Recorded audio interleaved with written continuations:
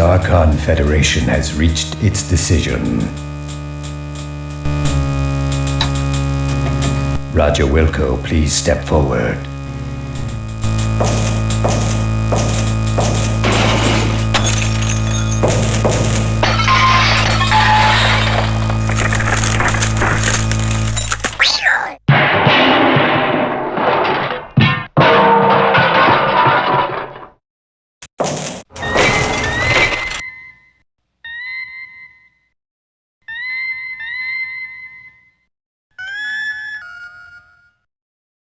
Roger Wilco, you have been judged guilty of the following crimes: abandoning your post, deviating from mission parameters, misuse of Starcon property, disintegrating a fellow officer, perpetrating a sequel without authorization, and consorting with a female of higher rank. Do you have anything to say for yourself before we pronounce sentence? Can't you guys take a joke? Do you have anything intelligent to say for yourself before we pronounce sentence? Nope. Very well. It is the opinion of this tribunal that as punishment for your crimes against the Starcon Federation, you are to be decommissioned. You are hereby stripped of the rank of captain. You are no longer an officer of the Starcon Federation.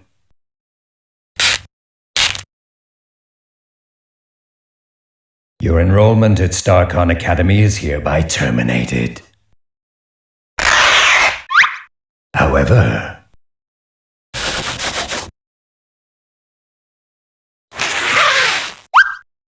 due to your successful return of the SCS Eureka, your rescue of the Goliath's crew, and the fact that nobody gets rid of stubborn mildew stains and black heel marks as well as you do, we are returning you to your former post with Starcon Fleet.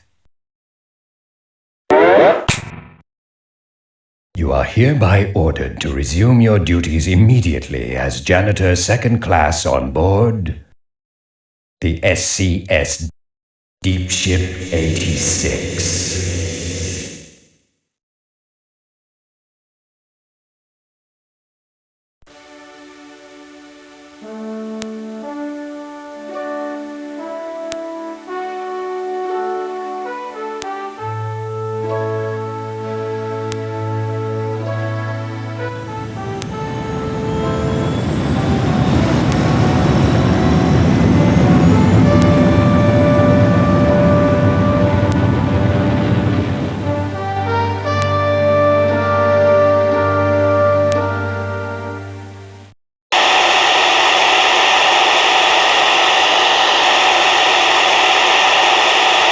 Attention all hands.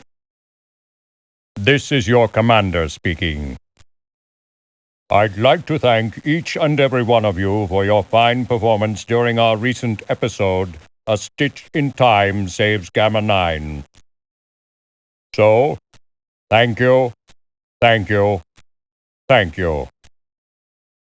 Thank you, thank you, thank you, thank you, thank you, thank you, thank you, thank you, thank you, thank you, thank you, thank you, thank you, thank you, thank you. Thank you, thank you, thank you, thank you, thank you, thank you, thank you, thank you, thank you, thank you, thank you, thank you, thank you, thank you, thank you. Thank you, thank you, thank you. As a gesture of appreciation, we're putting in for shore leave on Polysorbate 60. Enjoy yourselves, and don't do anything I wouldn't do. Kielbasa out. Meanwhile, in a deserted warehouse just outside the galaxy,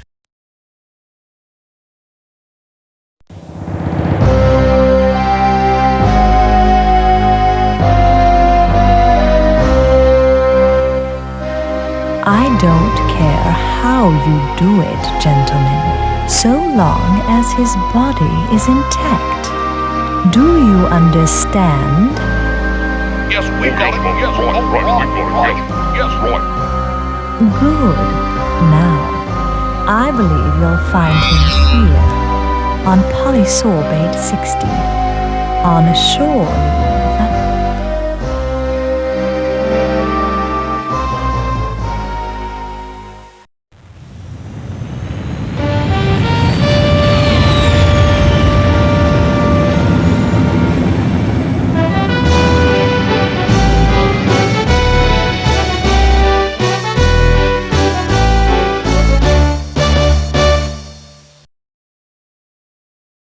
Okay, I'm ready. Energize!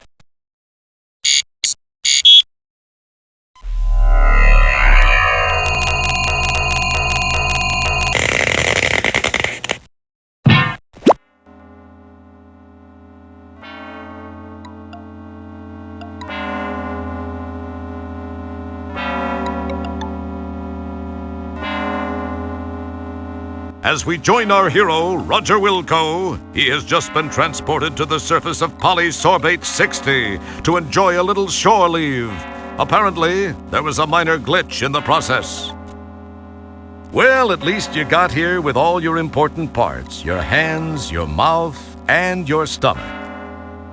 Oh, great! Real wonderful. Nice beam job, you metallic piece of scrap. Jeez, this is snug. Real snug.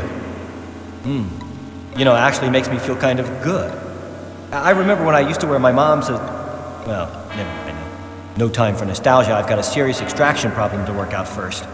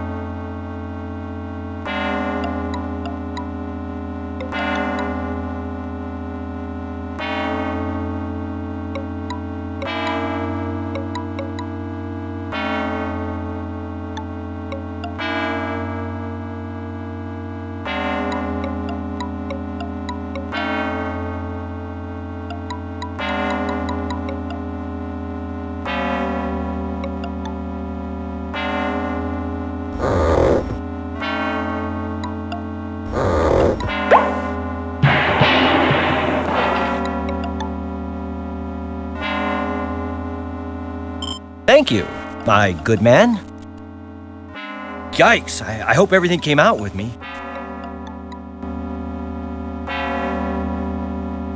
That's an interesting piece of hardware. Your normally dim power of recollection actually recalls having seen a picture of one of these in the ship library.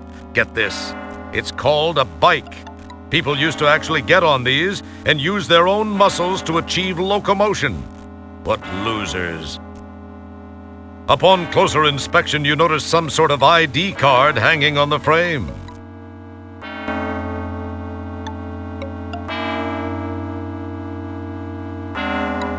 Upon grabbing the ID card, you notice the picture on it is of a rather homely-looking alien type. Yes, everyone can't be as fortunate as you.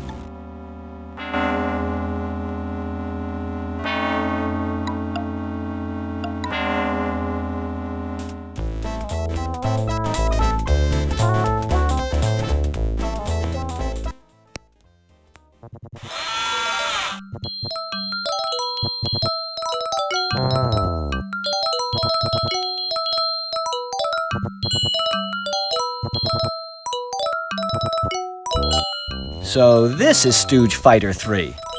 Doesn't look so tough to me. Say, partner, care to indulge in a friendly game? By the way, the name's Jerkwad. What's your mama call you? A mistake. But my friends call me Roger. Roger Wilco. Well, it's darn fine to meet you, Roger. So, What do you say to a friendly little round of Stooge Fighter 3? Gosh, Mr. Jerkwad, that sounds neat.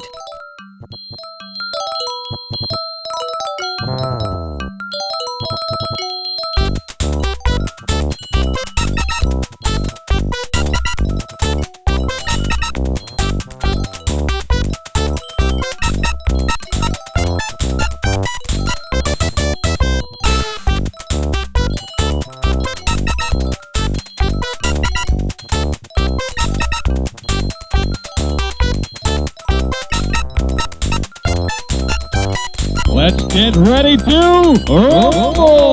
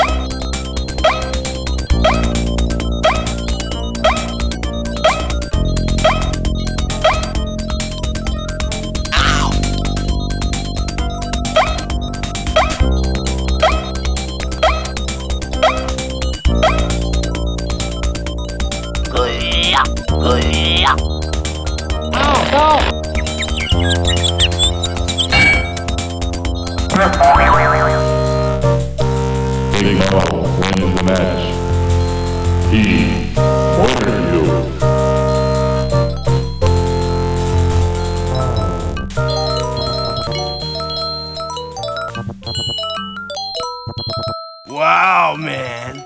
I guess I got real lucky. Or maybe you were holding back on me. Nah, you wouldn't do that, would you? You don't look that bright. I mean, that probably isn't your style. Wanna play again? I've thought it over. I think I'll give it a try. Let's do it, Tentacle Head. Great! I can't wait to waste you. You're gonna bring good money at the slave colony.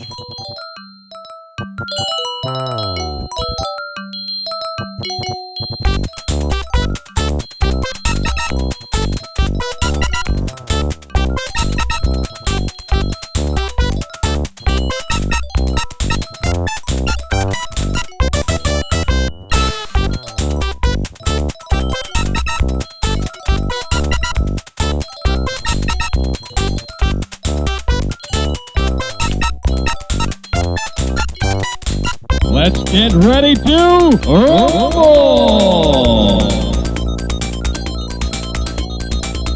Oh, a wise guy.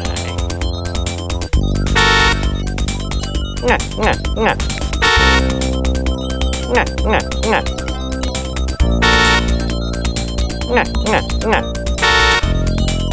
Nah, nah, nah.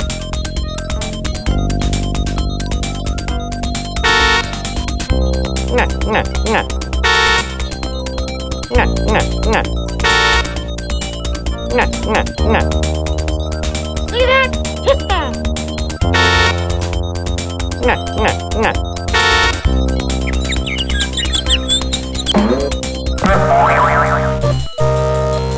Columbia wins. Choice victory.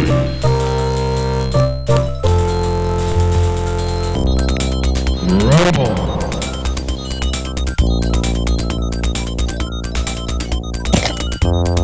Oh, a wise guy. See that? Hit that. See that? Hit that. Nah, nah, nah. Nah, nah, nah.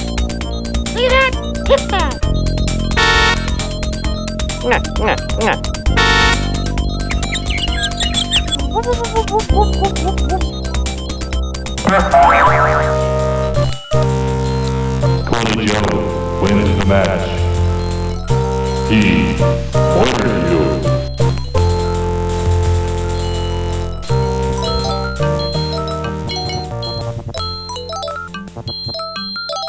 Hey, this guy's good. You can kiss this game goodbye. Yeah, like I need you rubbing it in. Sorry.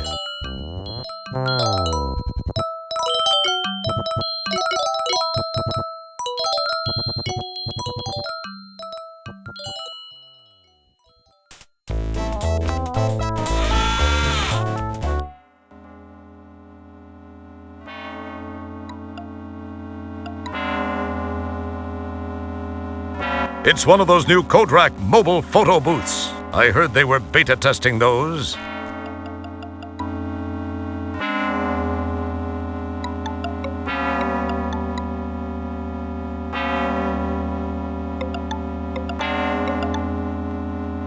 You pop a coin in the slot and climb on in. All right, I'm looking pretty good. Fire away.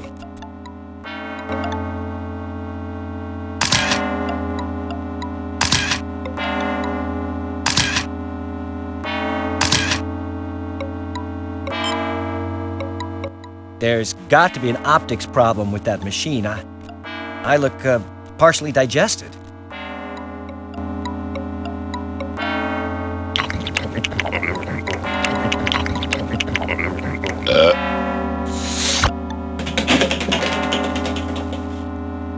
Good thing you didn't opt for that second set of prints after all. Guess that guy won't be filing any complaints with the Portable Business Association.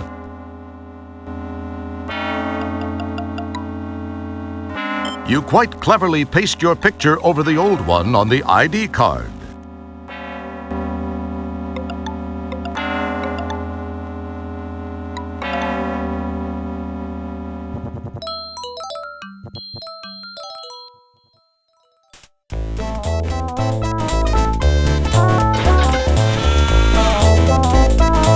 It would appear that once again, Vice is a bit more profitable than most business ventures.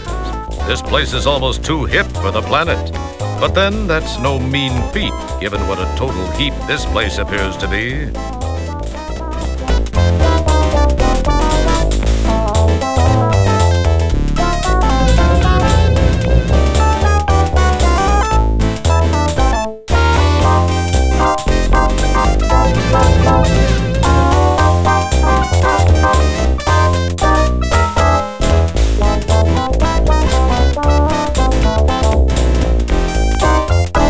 You hear them say, "Geez, our skimmer's double hovered. We gotta run."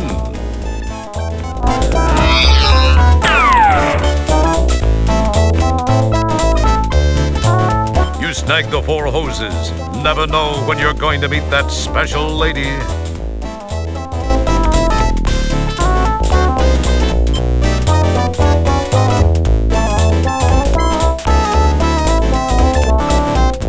The canister snaps neatly into the conduit opening.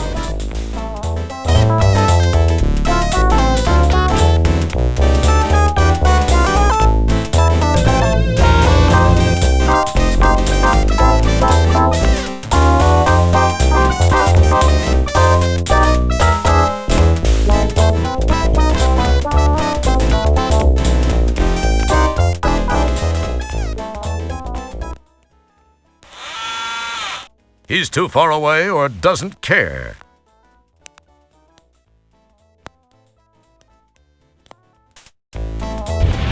Hey! I wonder if you... Nah, what was I thinking? Hey! Buddy, maybe you can help me out. I'm trying to track down this Ender Droid. I'm an Ender Droid runner. I know it don't look so hot, but I'm in disguise, you know? In disguise? Yeah, you do look disguised. I just don't know what like. Hey, here's a tip. Think seriously about a flea dip. I could really use your help getting this one. I've had a hell of a time tracking him down. You've gotta help me. Tell you what, if you can find and immobilize this bionic beer opener, it's worth 50 buckazoids to you. What do you say to that? I've scoured this dung heap. I haven't seen synthetic hide nor hair of him. All that's left to check is that bar. I'd go in there myself, you see, but I've had a little misunderstanding with the management. No biggie. I'm sure it'll blow over soon. Anyway, can you help me out? What do you say? 50 buckazoids. And if you don't mind me saying it, you look like you could use it. So how about it? Well, I don't know. What's this Endodroid thing look like? And why do you want it? Well, he's about your height, only maybe a few inches higher. And I'd say about your weight, give or take 60 pounds or so. But then that's just probably because of that stuff he's made of. Kind of a liquid metal thing, but that's not important. He's got a crew cut, and I think he was wearing a long dark coat. Has a strange accent. But why do you want him? Oh, he made some people mad. How? Oh, I guess he sort of jumped out of his program and kind of killed and/or mangled a score or so of co-workers, and more importantly, management personnel. A big no-no. No big deal. I just gotta take him in for analysis and processing. It could help pull me out of my unfortunate cash flow situation. And most importantly, it can mean 50 buckazoids for you. What do you say? Well, I could use the buckazoids. I'll see what I can do. Great. You won't regret it. You're gonna need this data corder. It's been modified to only be sensitive to certain unique components like droidium, something only an endrodroid would be composed of. This'll help you root him out. Good luck. Let me know when you've got him. Thanks. I gotta go check in with the home office. I'll check back out here a little later to see how you're coming along.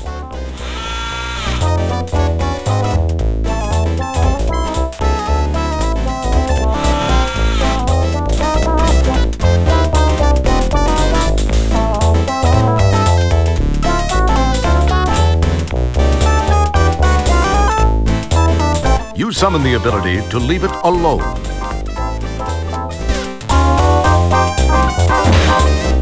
Well, that wasn't too bad for a borderline physical specimen like you. It didn't quite get the job done, though.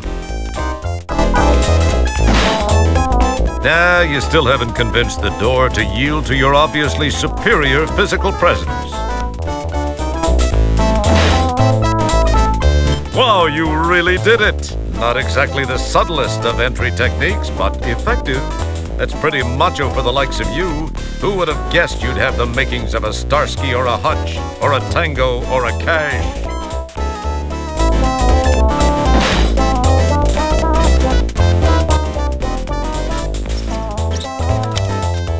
You go now, and I don't rearrange your organs.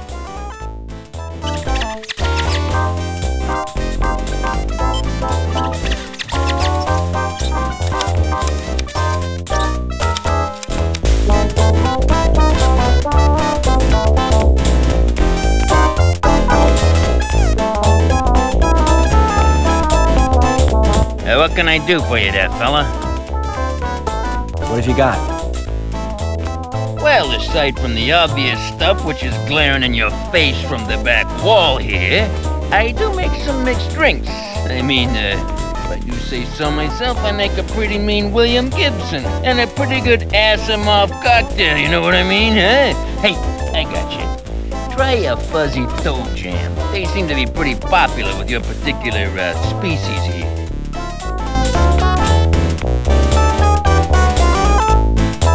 Okay, you got it, pal.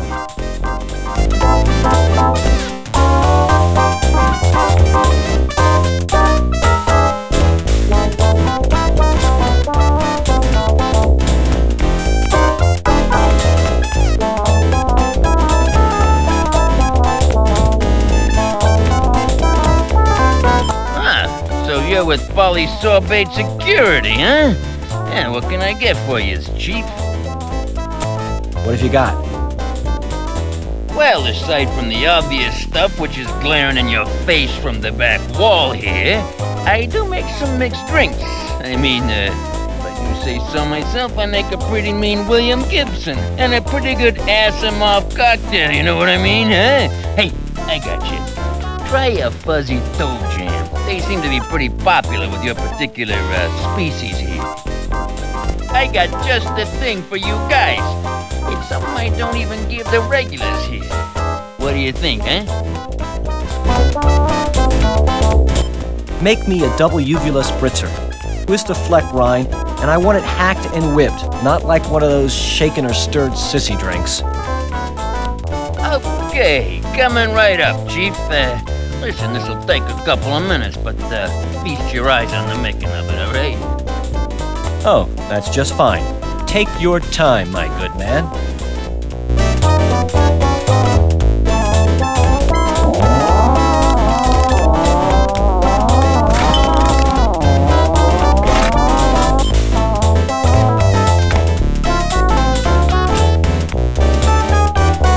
That's delightfully non-helpful.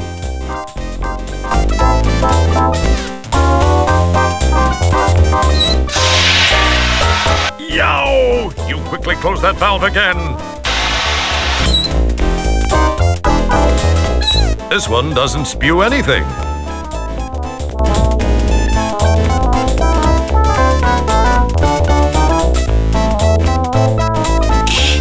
With a flick of your very supple wrist, you pull the conduit loose from below the valve. Oops!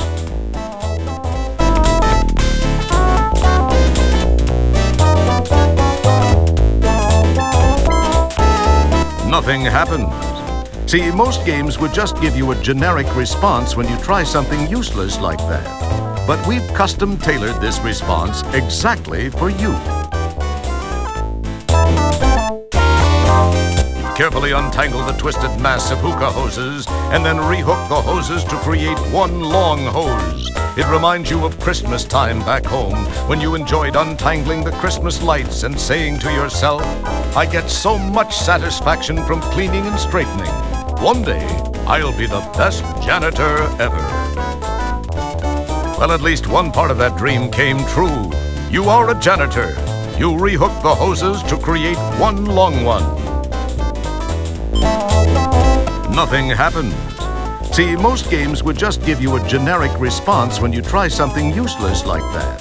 But we've custom-tailored this response exactly for you.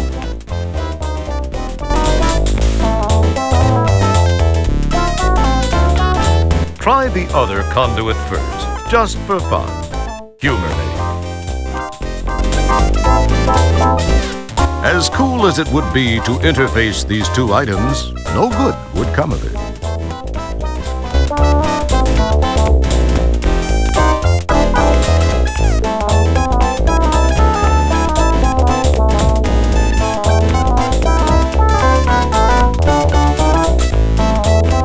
The hookah hose is now attached to the leftmost conduit.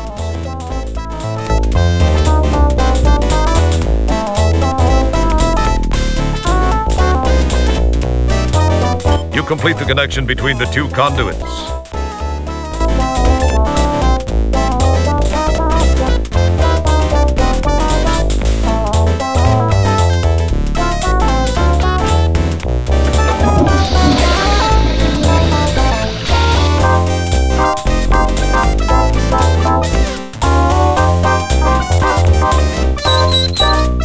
Nitro begins to flow through the tubing and into the conduit.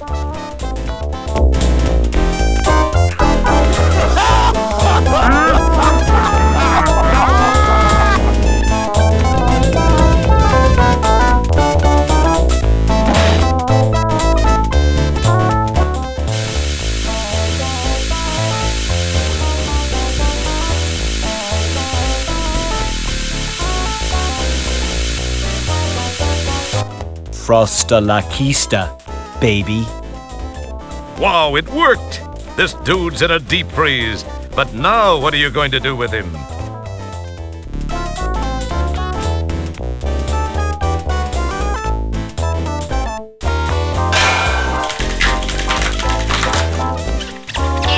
Cool. Laying a solid blow upside the head of this frigid felon has reduced him to cubes. Is not too hard to handle now.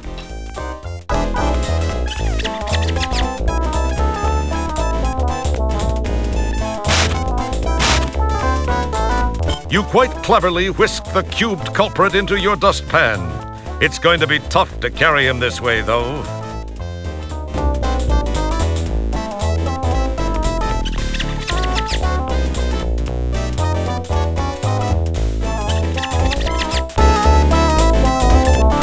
Rat! It appears that the bartender disconnected your cleverly concocted hose link while you were gone.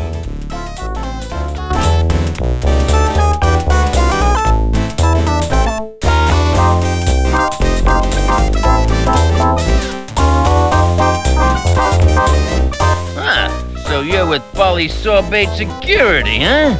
Yeah, what can I get for you, Chief? What have you got? Well, aside from the obvious stuff which is glaring in your face from the back wall here, I do make some mixed drinks. I mean, if I do say so myself, I make a pretty mean William Gibson and a pretty good Asimov cocktail, you know what I mean, huh? Hey, I got you. Try a fuzzy toe jam. They seem to be pretty popular with your particular species here. I got just the thing for you guys. It's something I don't even give the regulars here. What do you think, eh? Make me a double uvula spritzer. Twist a fleck rind, and I want it hacked and whipped, not like one of those shaken or stirred sissy drinks. Okay, coming right up, Chief. Listen, this'll take a couple of minutes, but feast your eyes on the making of it, all right? Oh, that's just fine. Take your time, my good man.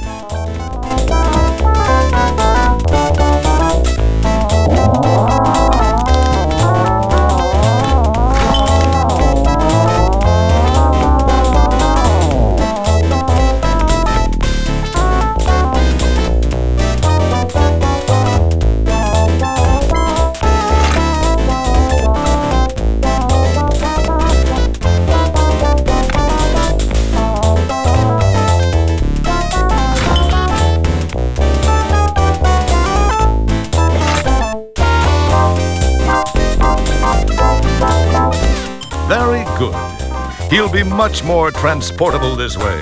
However, you'd better hope it doesn't fall.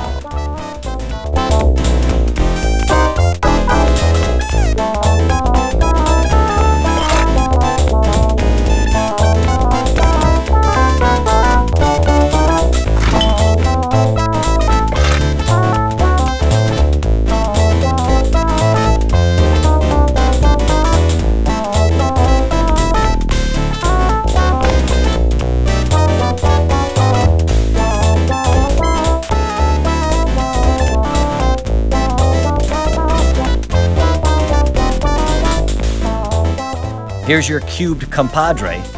Where's my 50 buckazoids? No bull. You really got him, huh? I mean, good job. Yeah, I really got him.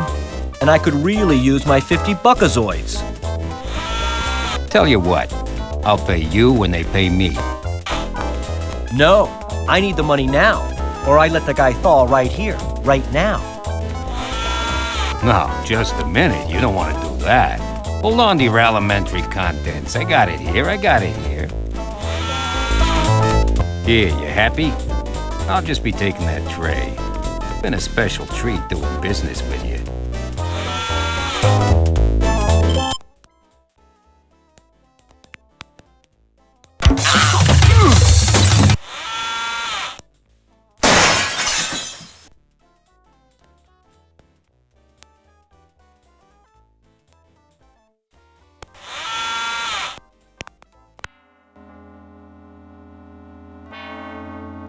Hey! Say, you look familiar. Didn't I kick your butt in a huge robot once? Oh yeah, that. I hope to forget that. It was the beginning of my undoing. I was a laughingstock around the company in the final days of ScumSoft.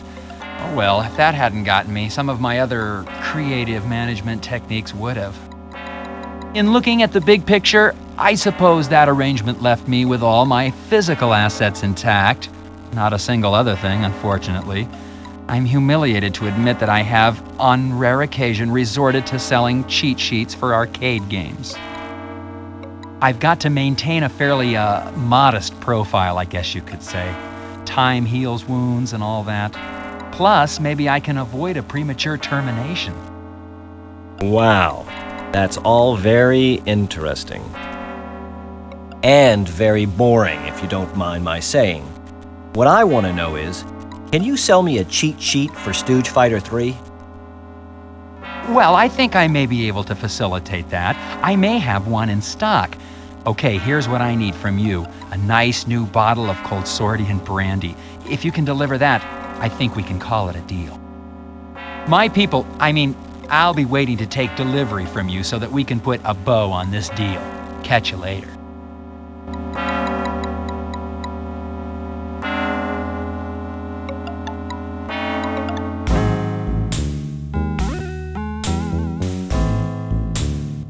Hi there. Howdy there, partner. The name's Paul Conchahawker. Yeah, that's my name. I'm the proprietor of this here establishment here. Now, anything I can sell you, why, you just let me know. But if you steal anything, I'll be forced to kind of kill you. Welcome. That sounds fair.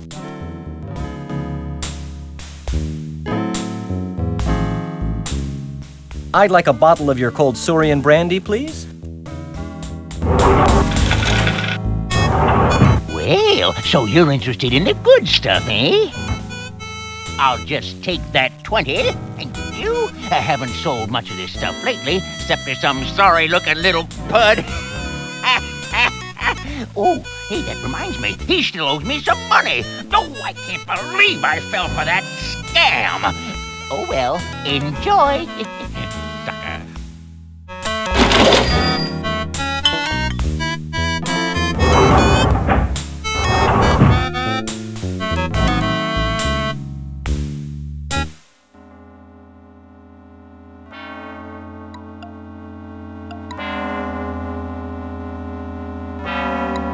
Yes! Mr. Wilco, I'm most pleased you've chosen to do business with us.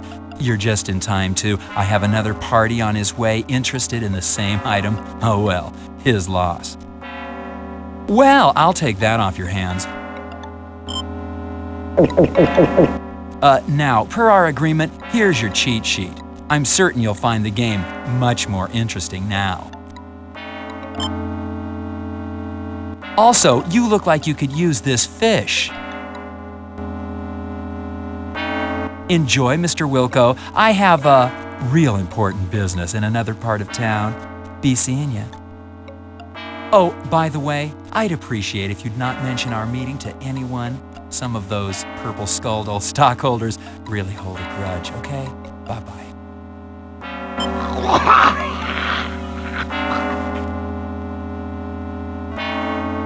It's the Stooge Fighter 3 cheat sheet you got from Elmo. To guarantee a win, the cheat sheet says, when at the choice screen, press the machine's letter buttons in the following order: A, B, B, A, C, A, C, A. Then, be aggressive and attack as much as possible using your new secret weapon.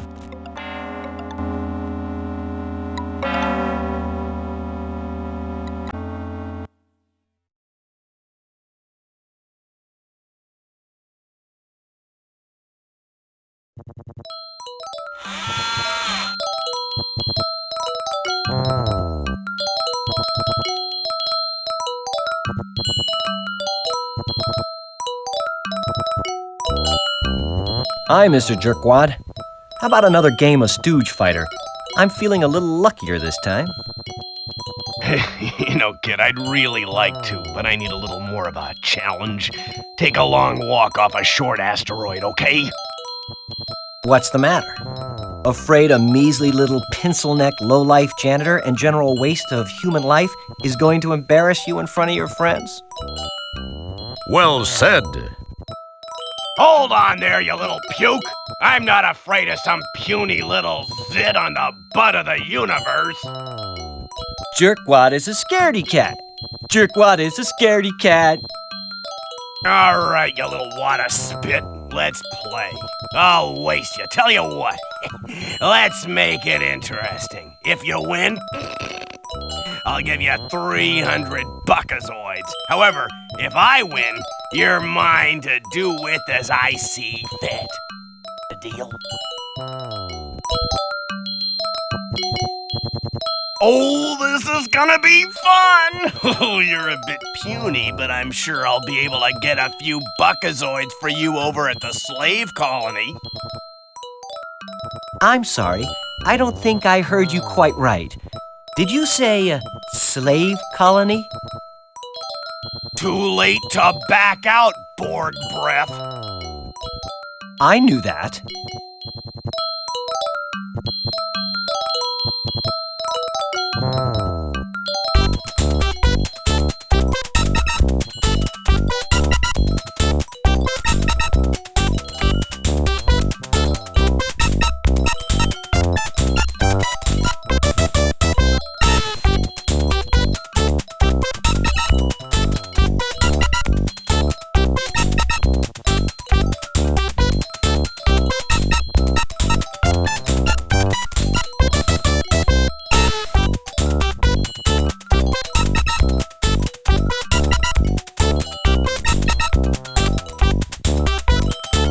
Let's get ready to rumble!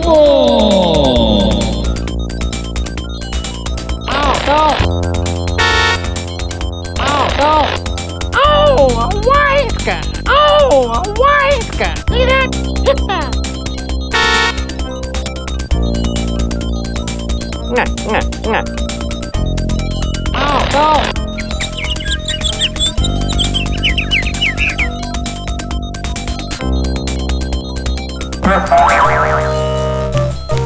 Big Mo wins.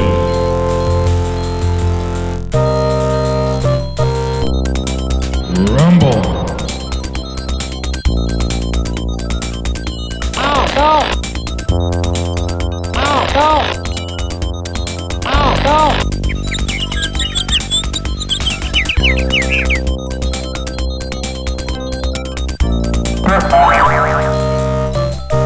Big Mo wins the match. Unblemished victory.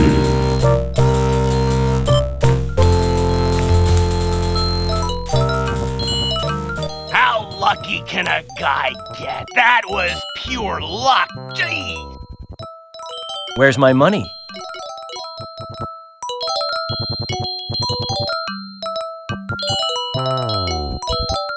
Here. Now, if I were you, I'd make myself scarce, you little lump of phlegm. Otherwise, I'm gonna lose my temper, and all that's gonna be left of you is teeth and toenails.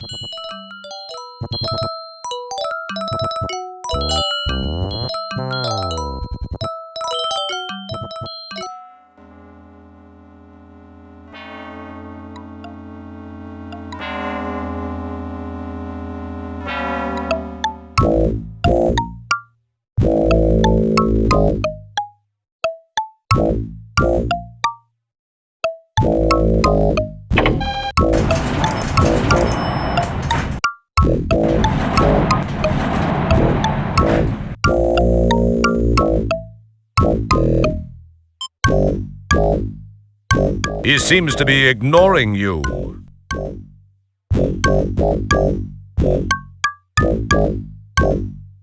Okay, son, you just scribble your old Bill Shatner on the register screen and I'll get your key card. It's as fine a room as you'll find on this orb. You have a brief moment of what you think is cleverness. You decide to wittily sign the name Franzel Neekberm.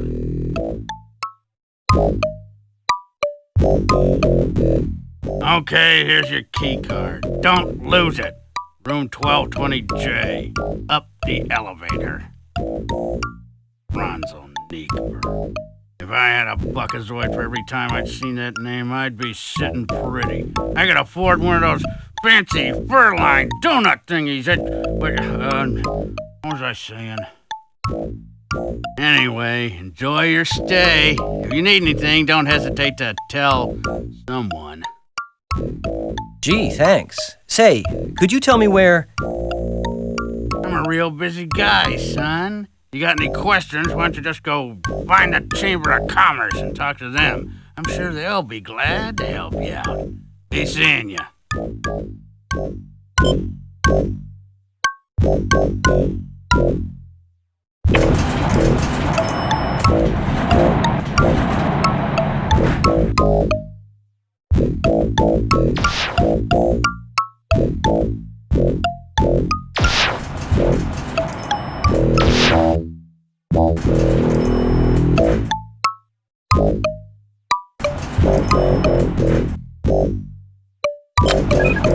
Just as you're about to insert the key card so you can go inside and check out your new digs, you notice those two goony-looking dudes from the lobby walking in your direction at a rather deliberate pace. Perhaps they're going to welcome you to the place or show you where the ice machine is.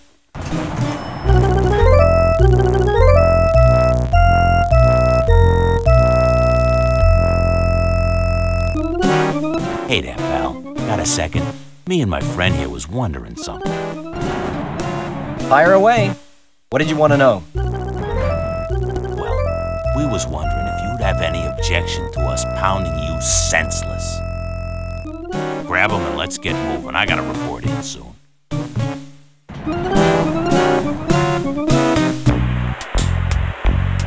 You puny little scumbag. I can't believe anyone would want you. One thing's for sure, you sure ain't gonna be seeing your home son ever again. Hey, Nigel, let's get back to it, huh? We got things to do and places to go. Now, just sit there and be still and be quiet, little man. I've got some things to finish before I finish you.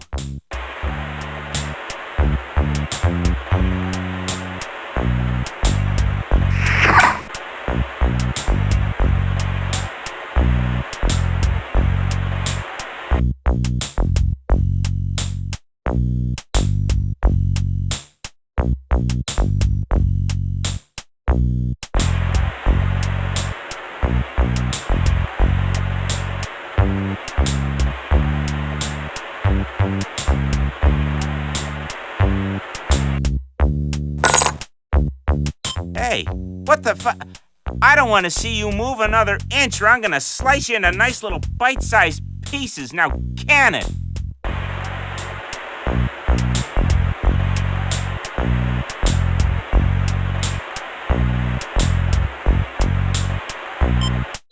You are now a proud nail owner.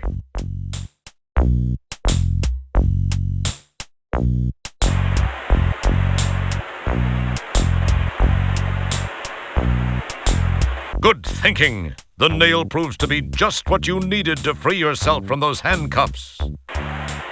Don't get all excited, Little Red Riding Hood. You aren't out of those woods yet.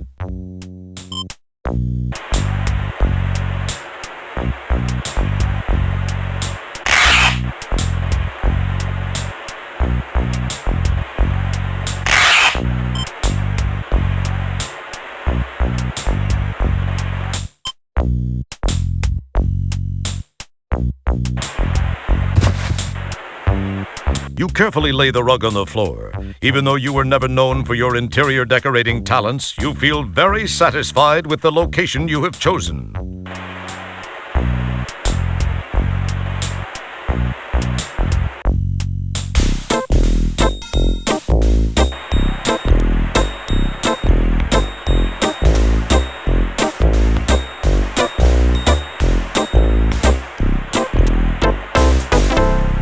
Your body is now carrying a nice static charge.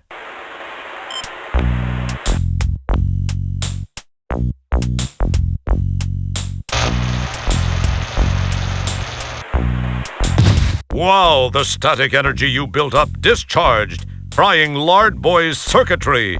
Did you actually think of that, or was it just luck?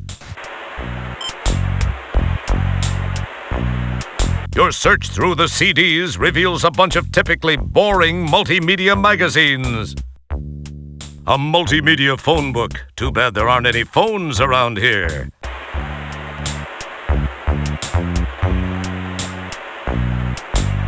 The Outpost Project Survival Guide. Successful People Managing Techniques by Carm Trebus. Funny, it's empty. MF-DOS for idiots, morons, and Phoebes. Touring Xenon on 5 buckazoids a day. Discovering your inner maggot. How to become assigned to being a corporate creative genius without really trying. This might be worth checking out. It's a copy of Popular Tektronix.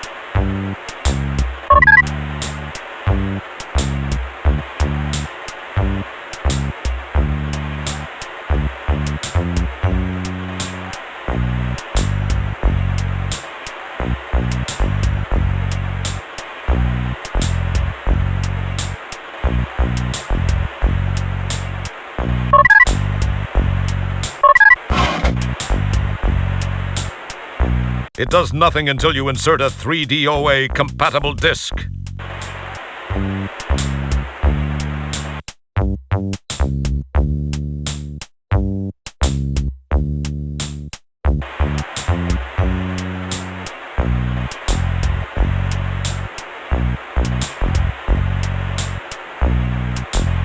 You now possess the Mahdi.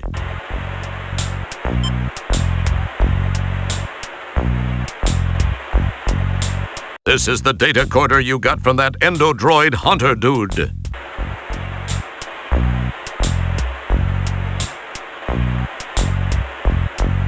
This button opens and closes the data corder's faceplate.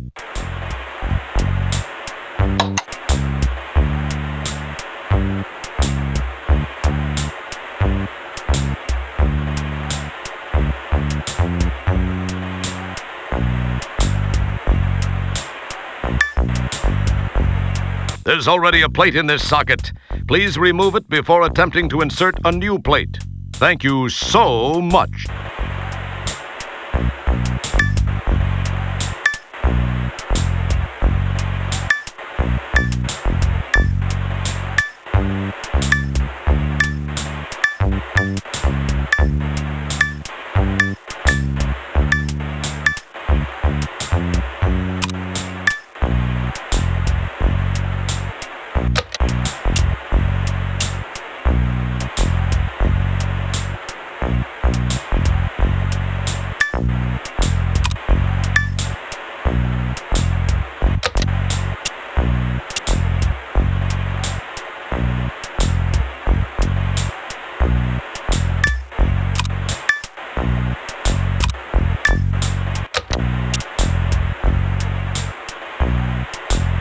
This circuit board is not user serviceable.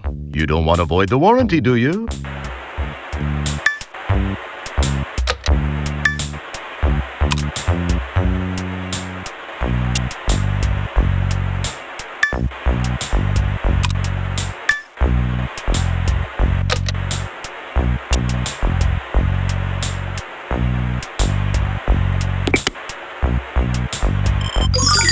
There seems to be something stopping the data quarter from transmitting.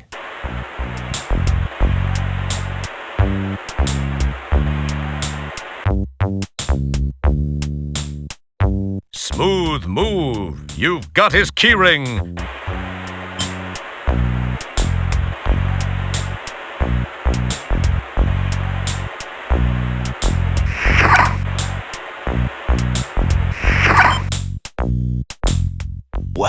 Well, the worm is out of the hole. So, you have to ask yourself, do I feel lucky? Well, do I, punk? You poke and prod amongst the moddies until you find a moddy labeled churlish. Being intrigued by the word, you glom it. Incidentally, you might want to look up the word churlish before you do anything stupid.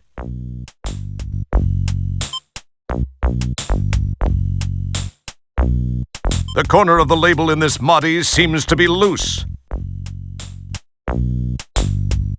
In this galaxy, those two items don't do anything together. Maybe it's different in your neck of the woods, huh?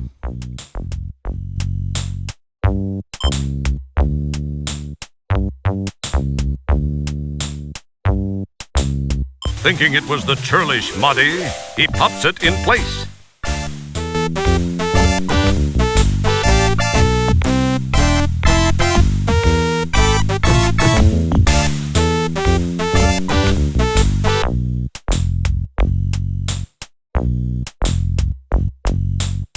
The room seems to be vibrating ever so slightly, the telltale residue of a local damping field.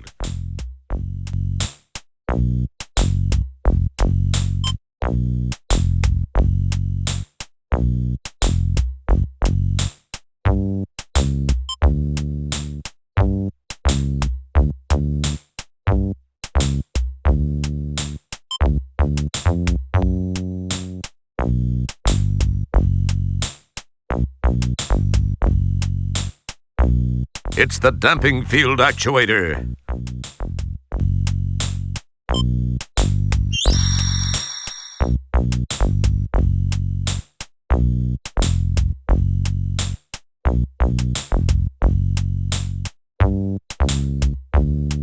This button turns the data quarter on and off.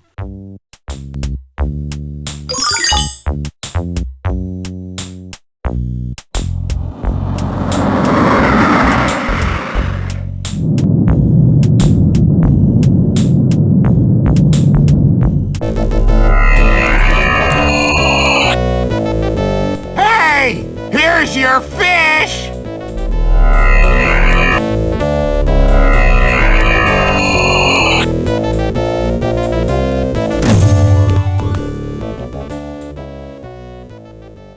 Stellar, you picked up my homing signal. I can't believe I actually made it work. Now no one can say I spent a little bit too much free time in the bathroom with Popular Tektronix. Popular Tektronix? Who are you trying to kid? I know what you were reading in there. What was that voice, Roger? I thought I heard something. Pay no attention, Stellar. It was probably just a mechanical flatulence from the ship. Anyway, we received a transmission from a nearby StarCon communications monitoring platform. They told us of some unusual signal originating from the area of Polysorbate 60. We dialed it in, scanned the coordinates, and found you. So what are you doing in this sector, Stellar? I thought you were stationed on the SCS Heinz 57. I am. I had some leave accumulated and decided to take it. This is kind of embarrassing for me. I actually came to see you. I've been thinking about you a lot lately, and I was curious about what you'd been up to, so I decided to visit. And when I arrived here, I found you had just left for shore leave on Polysorbate. I decided to follow you down and try and catch up with you. When I got to that dump of an inn and found you'd been kidnapped by those thugs, I searched around but could find no trace of where they'd taken you. That certainly is a strange place. I decided to beam back up to the deep ship and try to locate you through your transport communicator signal. When I'd returned, I found you'd left it up here on the ship. I didn't know what to do then until that call came through from the StarCon installation. You're a lucky man, Wilco. Yeah. I guess I am. If you hadn't gotten there when you did, I'd probably be a victim of some serious cement poisoning after those geeks chucked me off that balcony. Terrace. What? Well, actually, it was a terrace. Whatever. Thanks, Stellar. I sure owe you a big one. I'd sure like to collect that sometime. But let's talk about you and me. Perhaps I could take you to dinner sometime soon. I'd like that, Stellar. I'd like that a lot. The thing is that I kind of have a relationship with another, and I wouldn't feel very comfortable about that. I mean, it wouldn't be fair to her. You understand? Not to mention the fact I'd be wearing my sphincter for a necklace if Beatrice ever found out. I hope you do understand, Stellar. I like you. I think I even more than like you. I don't know where I got this inordinate sense of loyalty toward Beatrice. I believe the word that explains that is fear. Pound sand, pal. Please know that were the situation any different, I'd be making that date with you right now. Oh, I see. Friends, co-workers, buddies. That's all this is gonna be. Guess I knew it somewhere inside. I just didn't want to believe it. I guess I admire your trueness of heart, however misplaced. But I feel much more inclined to damn you for it. I know that's selfish, but it's how I feel. I must admit it shows something more about you, more depth of character than I gave you credit for, Wilco. Well, I'm patient if you ever have a change of heart. Well, Roger, we should see what we can find out about those subhuman walking dumpsters that had such a keen interest in you. I don't suppose you heard their names. No, but I did get this neat personal grooming assistant. It needs a little cleaning, but... That's great, Roger. Don't clean it, though. Take it to the sick bay. There's a DNA analyzer there. We can scan the contents and perhaps use the results to get some names and information about these guys. Good thinking, Stellar. I probably would have thought of it, eventually. Yeah, I'm sure you would have, Roger. Look, I've got to go to sick bay and get some treatment for my back after that not-so-graceful rescue. Oh, yeah, that. Sorry. Well, I'll see you there.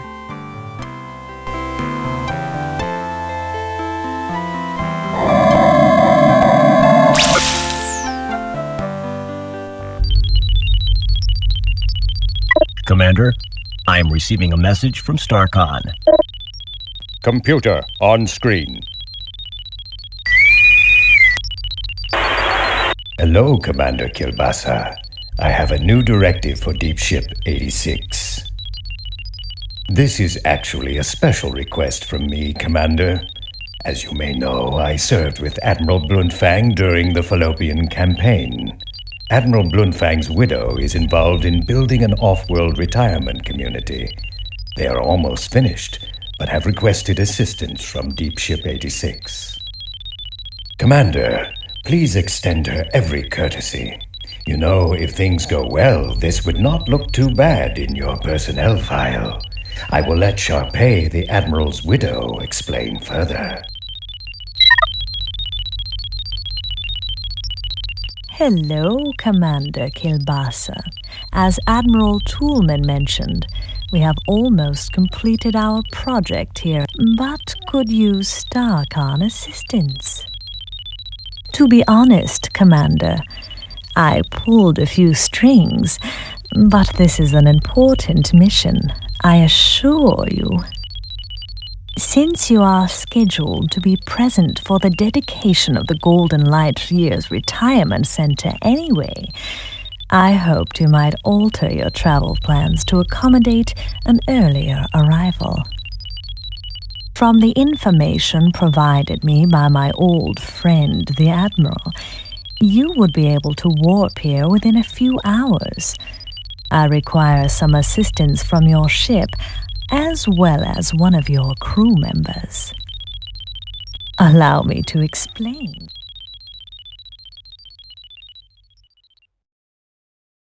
Meanwhile, back in sickbay.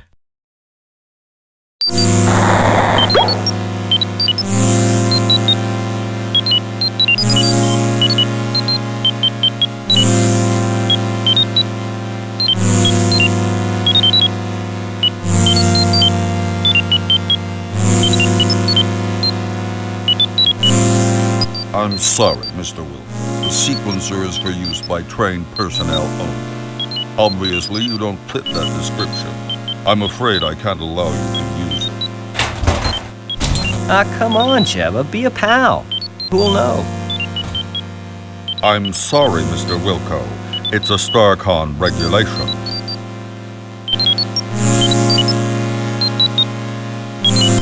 Ease, Jebba. Who's gonna know? Let me try this one thing. I'll be out of your way. No one will find out. I don't know, Mr. Wilco. I'm not one to break regulation. I really don't think it's a good idea. I swear, it'll only take a minute. We're out in the middle of nowhere. No one will find out. And I'll tell you what, anytime you want it, one free plunge job, day or night. What do you say? Well, I don't know. It'll only take a minute or two, really. Come on, Jebba, be a pal. Well, okay, but just this once. If anyone finds out I'm sunk, then I'll come looking for you to take it out on. Keep that in mind. No problem. I'll be done in a flash. I really don't know why I'm doing this.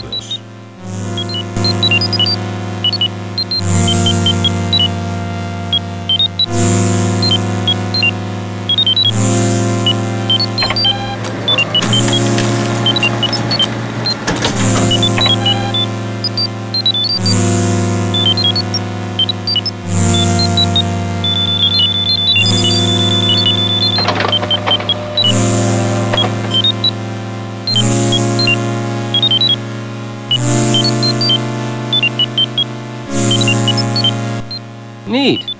I've always wanted to try one of these on the compost.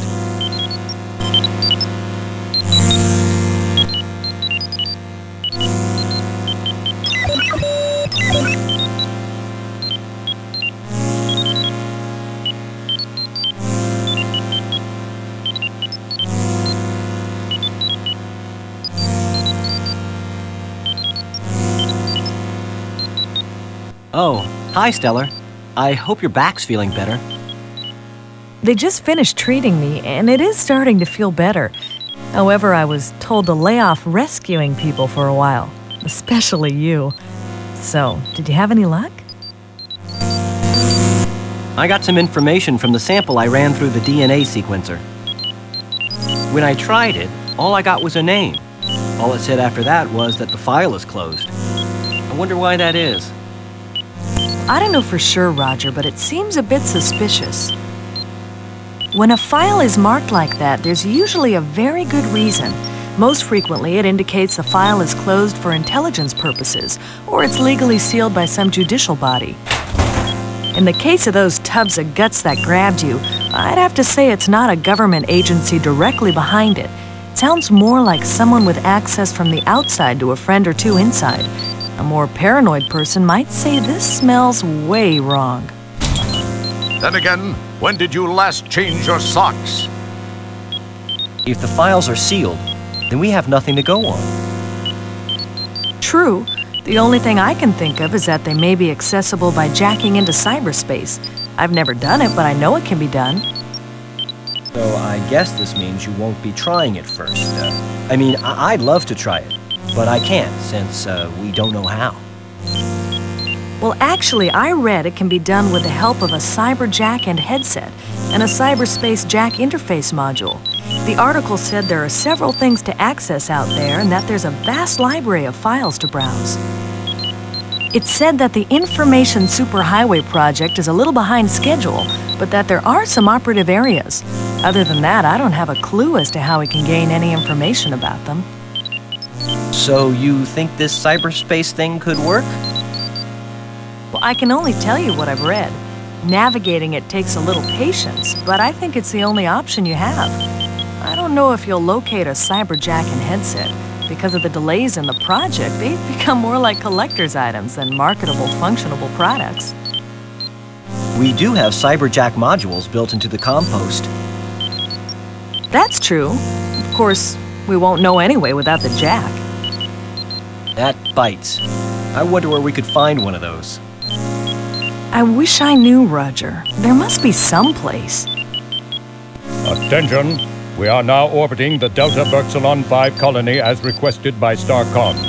Most of you know your assignments as they have been broadcast to your composts. Please represent StarCon properly. Kilbasa, out. You better get moving since you don't know yet what your assignment is. I have some checking around to do. We'll talk later. Thanks, Stellar. I'll see you soon. Maybe we can work in that dinner.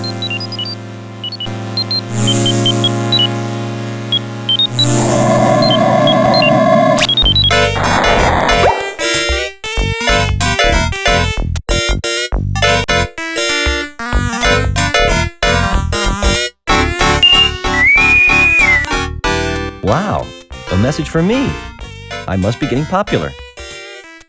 I wonder what it is. Wilco, Commander Kilbasa here. I have a special assignment for you. A crew person of special skills is required on Delta Pestulon 5. In the spirit of StarCon cooperation, we have decided to offer them your assistance. Transport there immediately. Kilbasa out.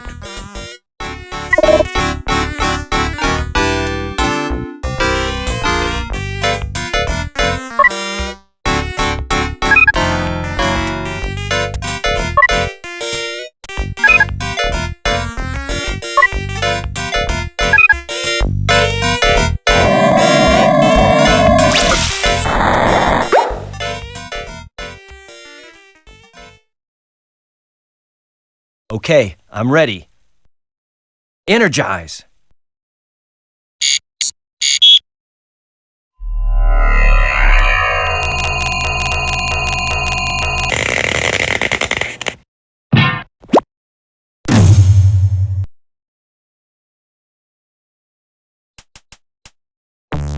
Commander Kilbasa and that other guy look like they're just finishing up a conversation. Janitor Wilco, Dr. Bellows and I were just talking about you. Please report to Sharpay's quarters, Janitor Wilco. She is in need of someone with your special skill set. Be quick about it. Yes, sir.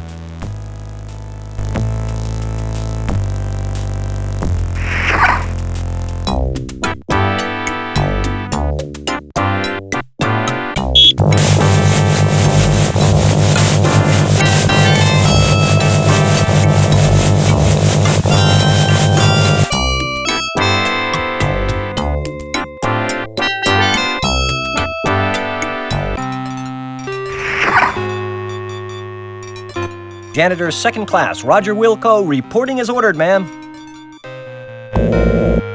Wilco, you say? Yes, ma'am. Well, Mr. Wilco, I expected you here some time ago. I've been kept waiting for minutes now. I'm very sorry, Matt. Save the pathetic whimperings for your StarCon superiors, which I would expect includes everyone and everything on the food chain over there. Ma'am, I came as... Young man, I lack the time, and most importantly, the patience to indulge you as you whine your way from one excuse to the next. May we please just begin? Sorry, but I wasn't briefed on what tasks would be required of me. You are a janitor, Mr. Wilco. What do you think I want from you, a heart transplant? What has become of Starcon? When my fifth husband, Admiral Bluntfang, served, the crop of up-and-coming cadets seemed to have such promise. I recall this one rather striking cadet who... well, never mind that. But you, I pray you do not typify what might be slithering down the halls of our formerly prestigious academy. That is one thing I do not look forward to witnessing. Get to work, Mr. Wilco. You'll find a mop and a bucket right over there. I have no time to devote to your education. That would take a lifetime, and the most copious amount of patience a universe could muster. My life is soon to expire. Please, just clean. I must rest now.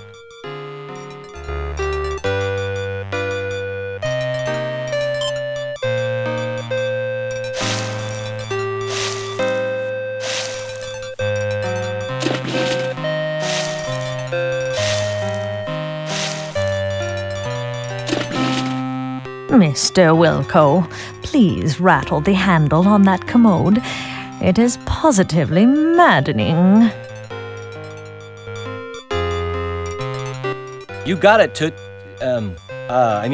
right away, ma'am. Whatever I can do. Please do it, and quietly. I must have my rest.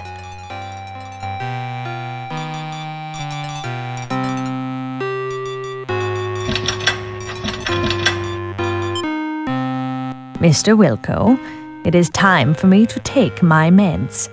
Please fetch my trisonic sortium from the medicine cabinet. Yes, ma'am. Maybe I can get this old hag to overdose. What was that, janitor? Nothing, ma'am. I'll get those for you right away.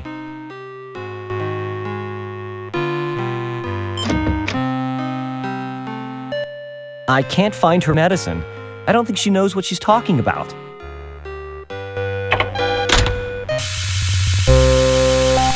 Hey, what the... While we await a fully formed thought from Roger, it should be mentioned that there seems to be some sort of gas entering the room through the left vent. Hey, there seems to be some sort of gas entering the room through the left vent. I seem to be in a world of deep... jeez, the door!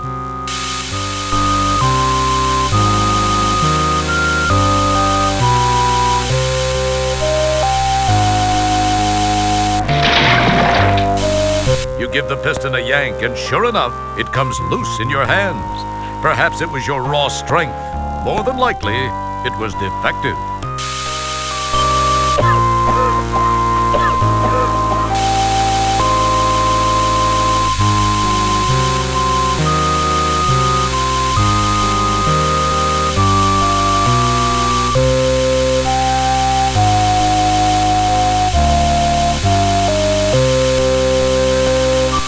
Thinking.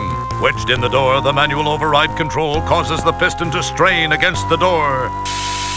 It pushes a few inches and seems to strain at that point.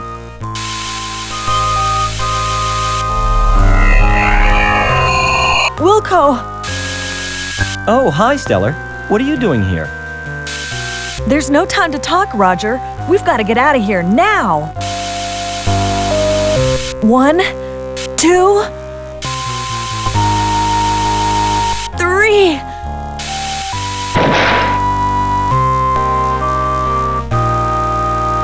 Just as you crash to the floor of the turbo shaft, the hydro riser piston gives way, and the door slams shut, with Stellar still trapped inside.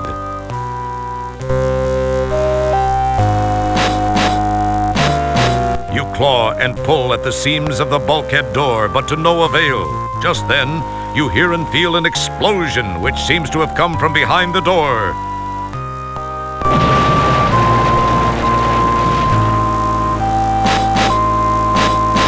The door is sealed tight. You can hear no other noise after the ear ringing from the blast subsides. My God, I can't believe this.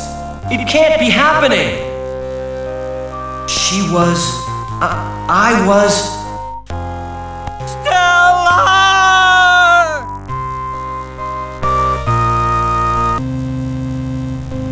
It's hard to believe that this is the Hollow Suite. The setting is much like the graphics you've scanned in the library from those planets more interesting in their climatic diversity.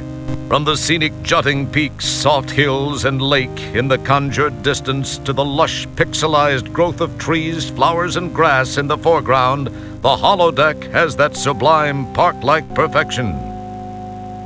Unfortunately, its serene beauty is sadly negated by the headstones and the solemn event about to occur, the laying to rest of your rescuer and true friend, Stellar Santiago. You are feeling as you have never felt before, perhaps helped along by the relatively short stints aboard the various ships, as well as all too brief friendships. You've been spared the emotional devastation of true loss by lack of attachment.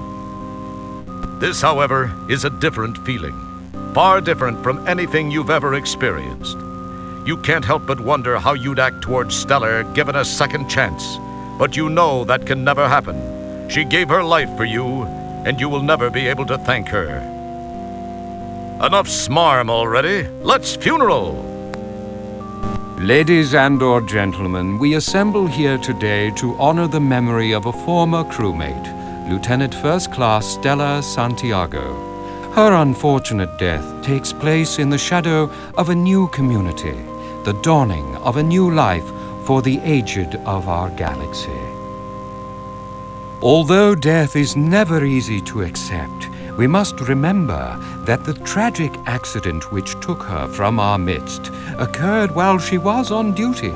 If a member of StarCon must perish for some reason, there is no more honorable way. It is part of the oath we recite and take to heart when we pledge our allegiance. I believe her friend, Janitor Second Class Roger Wilco, has a few words he'd like to say. Mr. Wilco?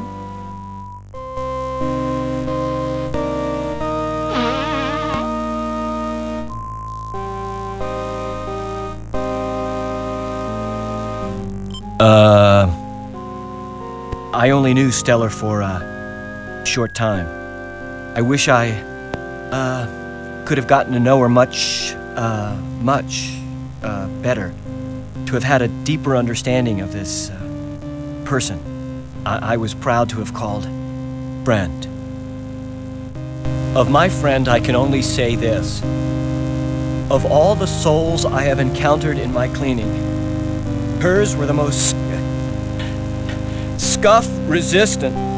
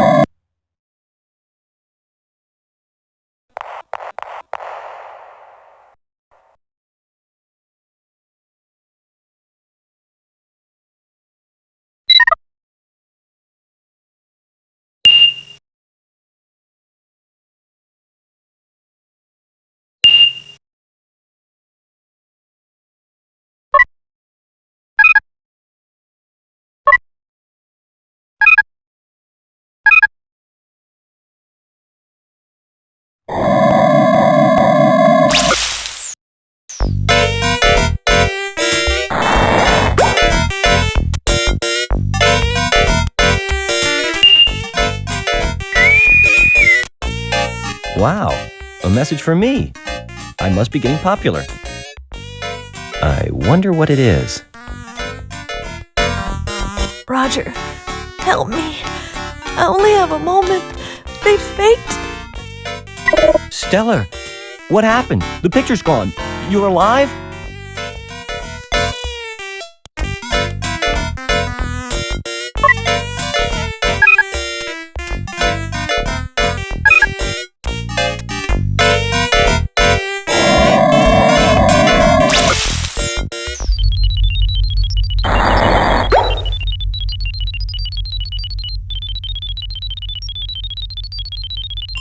Commander Kilbasa, you're going to think I'm crazy, but I've just received a distress message on my compost. And it was from Stellar. Wilco, have you been whiffing cleaning fluid again? I'm absolutely as sane as I've ever been. She's being held on Delta Berxilon by Sharpay. Wilco, do you realize how irrational that sounds? We buried Stellar. You were there. Maybe you need a rest. Take a couple of hours off. Sir. Wilco, we have our orders from StarCon and we'll be carrying them out. Drop it, Janitor. Leave the bridge now, Wilco. I've made my decision.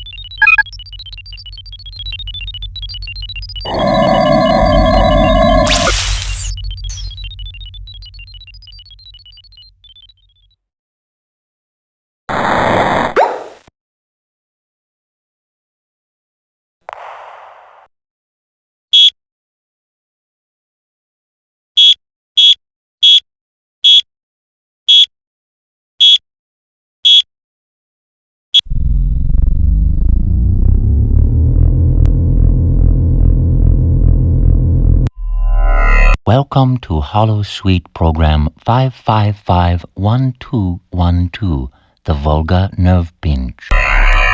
Despite our reputation for being pacifist, we Vulgars have developed an extremely practical martial arts technique used mainly for defensive purposes. It is called the Vulgar Nerve Pinch. This is a tactile oral maneuver in which the applier pinches the bundle of nerve fibers at the base of the neck while whispering into the victim's ear dialogue from either Tango and Cash or Hudson Hawk. This particular combination of nerve stimuli and loss of cerebral control due to the torturous mantra of movie dialogue results in a searing flash of pain and then unconsciousness. In effect, it is similar to a temporary orally induced robotomy. Victims are soon rendered unconscious for several hours. When they awaken, they will remember nothing of how they came to be unconscious, if they are extremely lucky.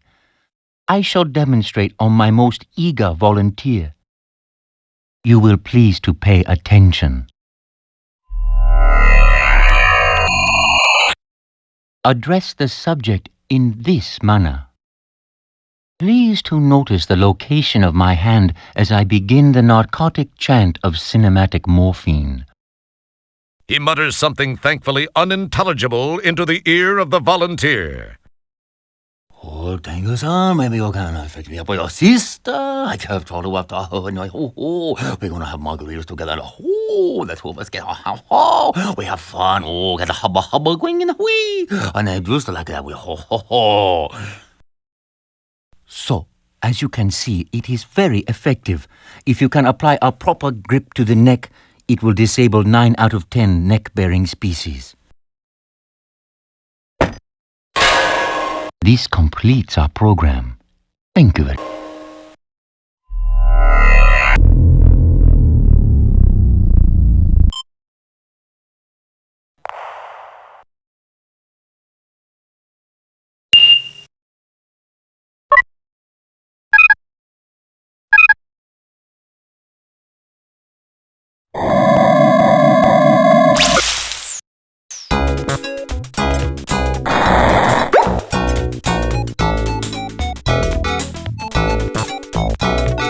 Hello, Roger. Please join me in consuming something. Thanks, Sydney. You seem uptight. Say what? Upright? What are you talking about, Sydney? Uptight was the word. Perhaps that is too archaic a reference for you. It would have been more effective to say that you seem concerned. Oh, yeah. I do have a thing or two. Well, at least something on my mind. I am sorry to hear this. I hope your concerns are soon alleviated. Thanks, Sid. I do have to come up with some solutions. Sydney, I have a favor I'd like to ask of you. Flame away, Roger. You know I'd give you my right appendage if you needed it. Funny you should say that, Sydney. I kind of have this situation where that very item could come in handy. Really? Well, I was merely saying that metaphorically. You really are a great friend, Sydney. That'll come in real handy. I can't thank you enough, Sydney. Well, if you really are seriously in need of it, I suppose I could lend it to you. You will get it right back to me, won't you, Roger? Oh, yeah. You bet your nut flanges, Sydney. Sydney, I kind of need another favor. I need one of your eyes. Pardon me, Roger. For a second, I thought you said you also wanted one of my eyes. I must have my auditory circuits diagnosed. Well, actually, Sydney, I could use one of your eyes. Are you certain, Roger? Well, I guess if you really need it. Oh, I do. I really do, Sydney. You're a mechanized lifesaver. You will return them soon, right, Roger? Oh, of course, Sydney. Real soon. Listen, I've got a couple of things I've got to attend to. I'll see you soon. Thanks, Sydney. As long as you say it will be soon, Roger. Oh, yeah. See you soon, Sydney.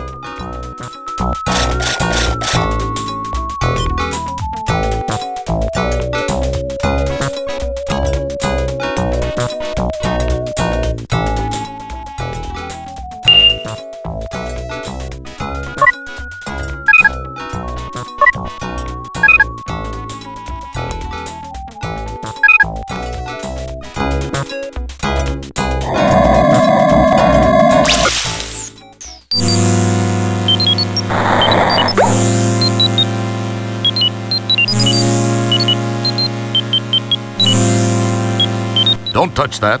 We don't know where you've been. Don't touch that. We don't know where you've been. That wouldn't prove fulfilling.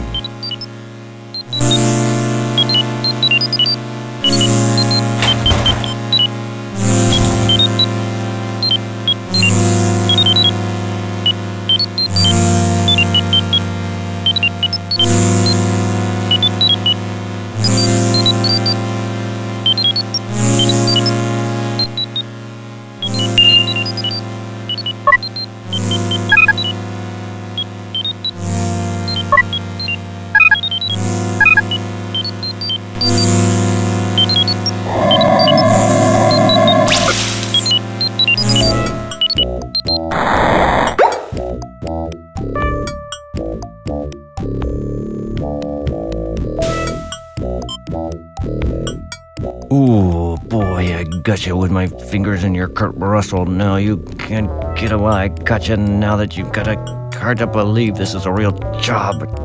Oh, my God. So how come you're not going down? I got you with your mumbo jumbo and your hobbit chubby. Ooh, boy, if I only could, I would. Jeez, why don't you step outside, pal? I got you with this. And, I think I broke a fingernail here.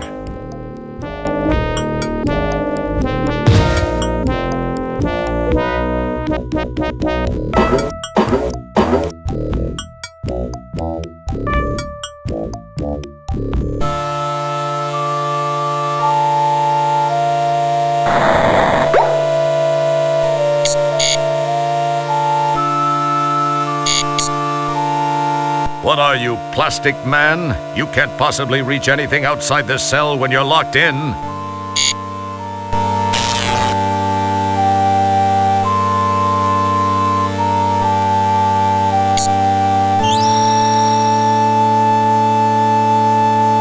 Enjoy, Mr. Wilco. Oh, the cushy life will be a vague memory after you are sent to one of the labor camps on Daventry 8.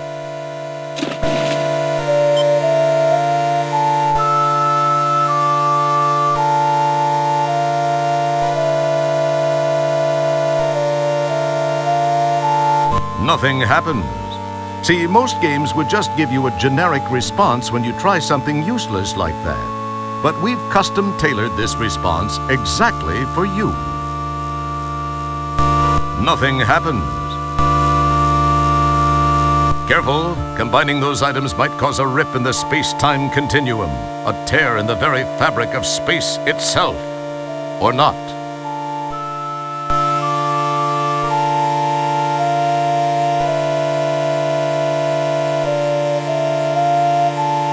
In this galaxy, those two items don't do anything together. Maybe it's different in your neck of the woods, huh?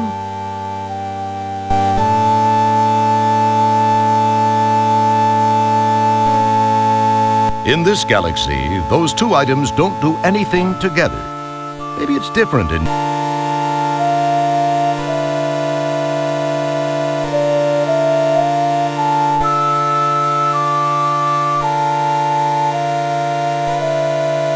Nothing happens.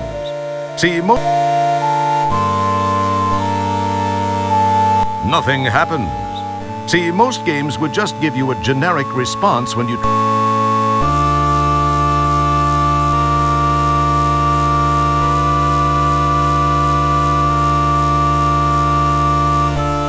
In this galaxy, those two items don't do anything together. Careful, combining those items might cause a rip in the space-time continuum.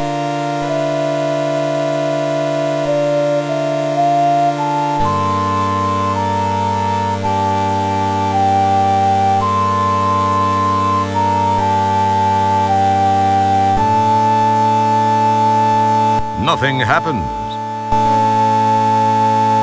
Nothing happens. Careful, combining those... Now it has some cool ears. The rack of a rat adds a nice touch. An interesting idea. Something's starting to take shape. What are you up to, Roger? Careful, combining those items might cause a rip. A touchment of that adds something more to your work in progress.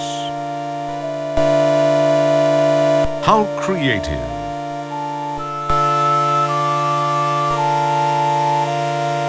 That's a nice touch.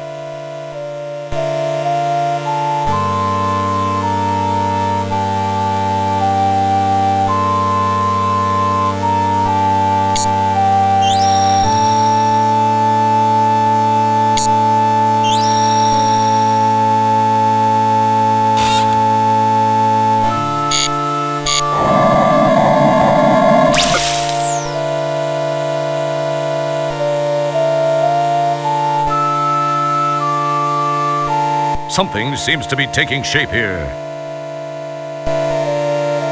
Nothing happens. See, most games would just give you a generic response when you try something useless like that. But we've custom-tailored this response exactly for you.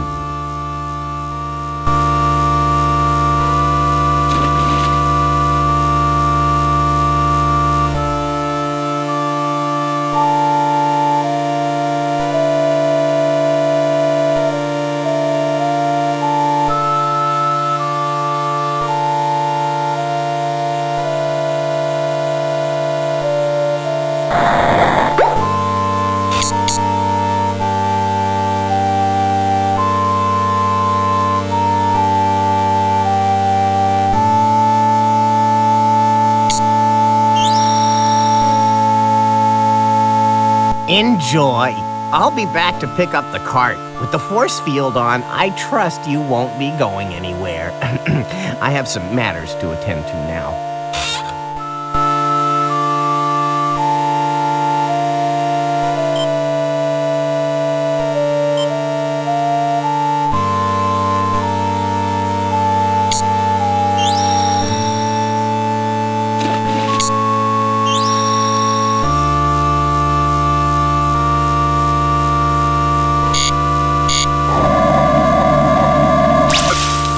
Nice work. Sometimes you actually surprise me.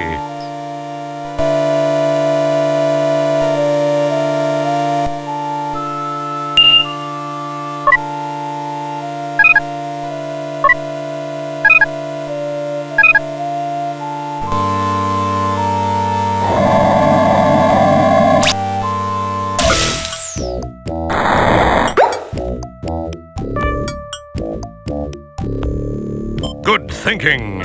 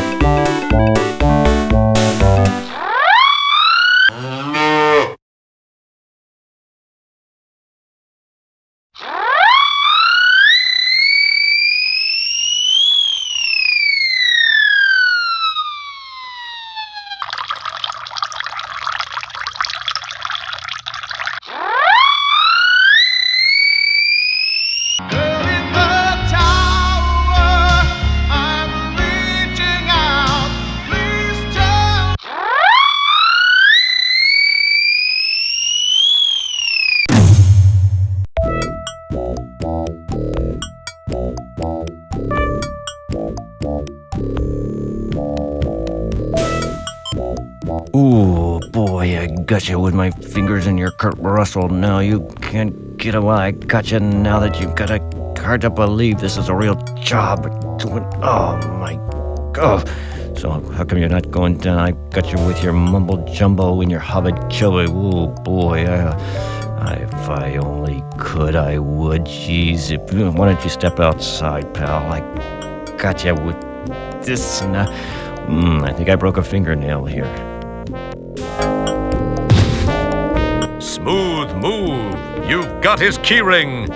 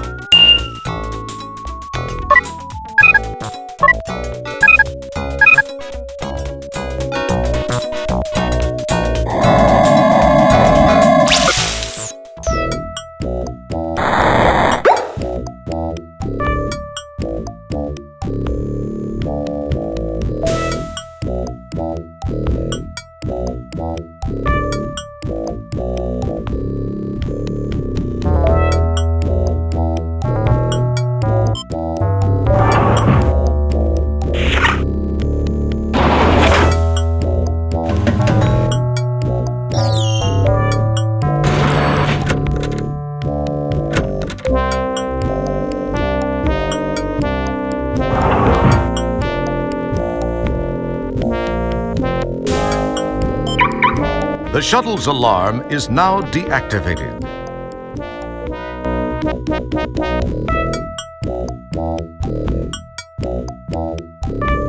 If you were aiming for the shuttle hatch, you missed. But if you just wanted to inspect the hull of the shuttle for microfractures and embedded particulate matter, you were incredibly successful.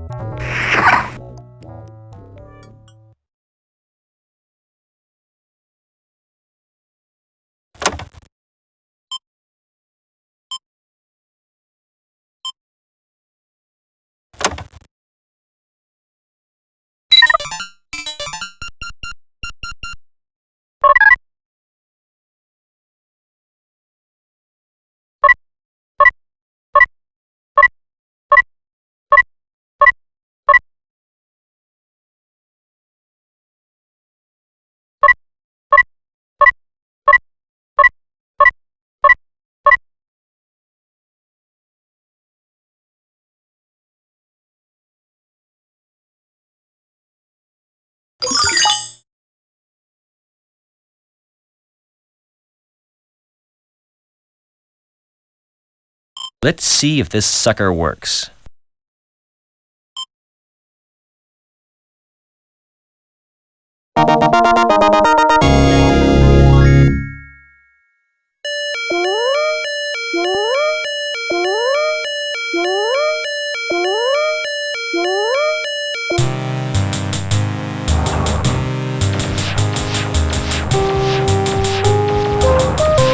Hey! Here's your fish!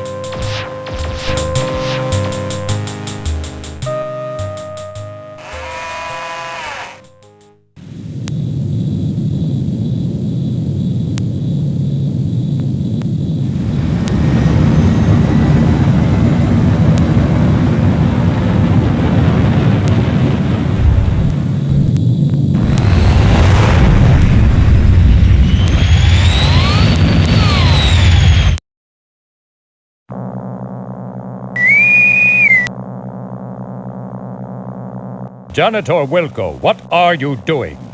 You have no authorization to take that shuttle. To make matters worse, you have launched into the middle of a super double reverse anti-anomaly. You will turn that ship around immediately and head back to the shuttle bay. Do you understand, Wilco? Bite me, Commander. What was that last transmission, Wilco? We're having a little problem with the signal, sir. I mean, with all due respect, sir, I did plead with you not to leave Stellar behind. Sir, I sense that something's just not right with that community.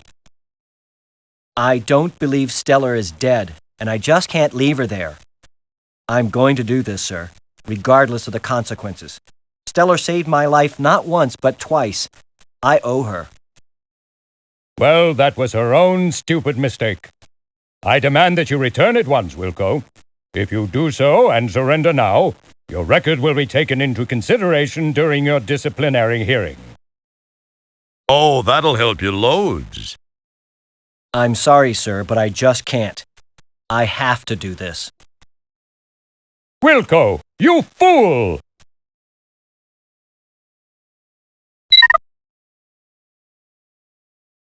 Just then, the shuttle is sucked into the anti-anomaly. Communication with the deep ship has been disrupted.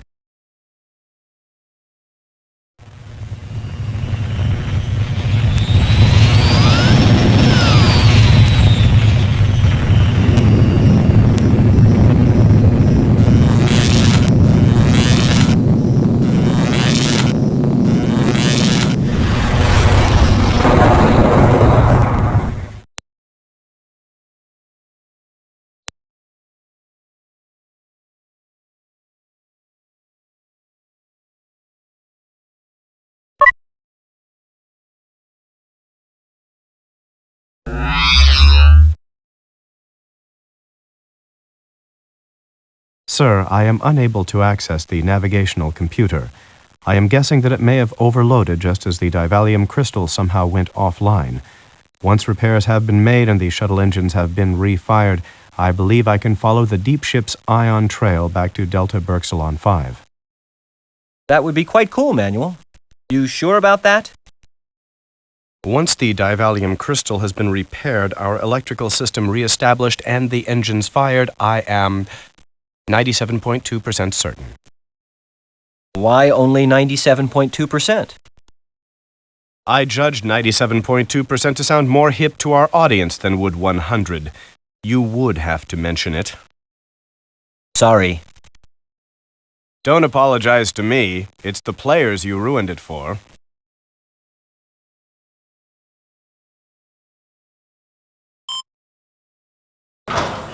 You pull the handle and hear something release on the outside of the shuttle.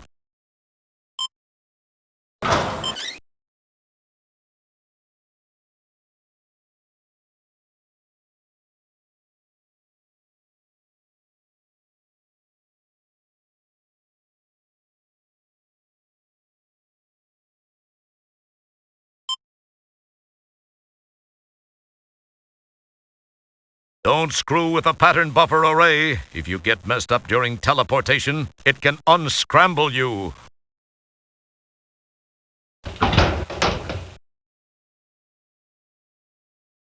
Wow. Crystal seems to have broken. I swear it wasn't me. Now we're in deep. Hey, I've gotten us this far, haven't I? Yes, and what a wonderful place it is. How did I get hooked up in this deal? My agent's going to be hearing from me big time.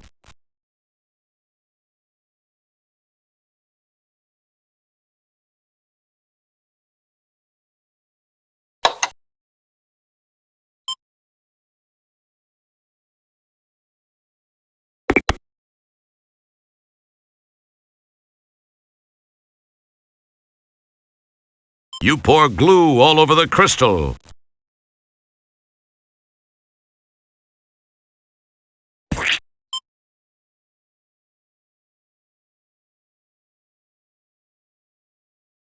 You hold the glue-coated segment to the broken divalium crystal for 10 seconds to set the glue.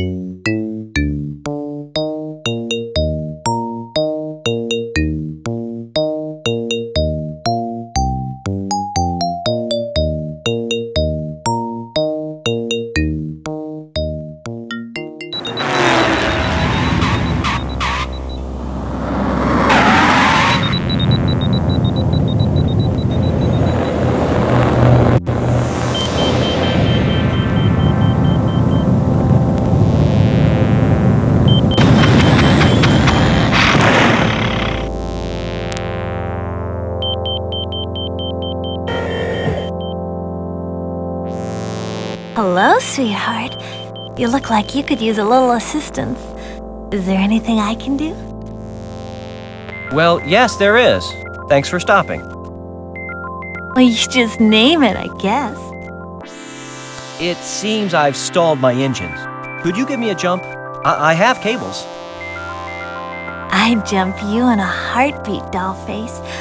I guess you must have got caught up in that anti-anomaly. They can be a real pain in the... Well, anyway, let's get it done.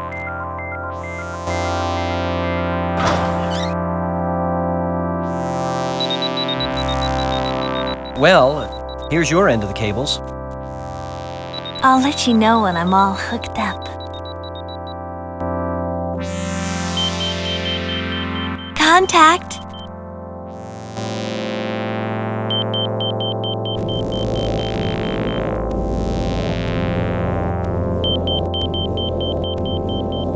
It's the recall notice for the owner's manual.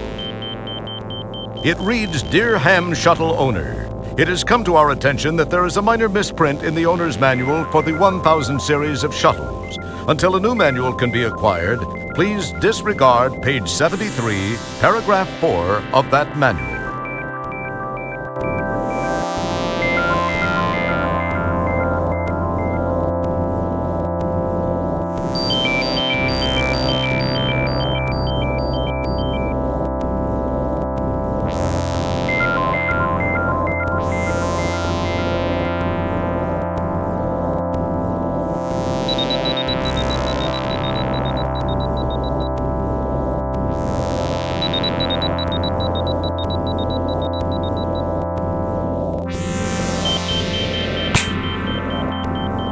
Okay, Manual.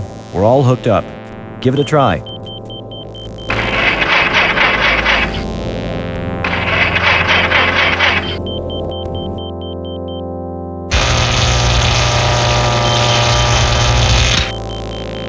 You pick strange methods of getting a charge out of life.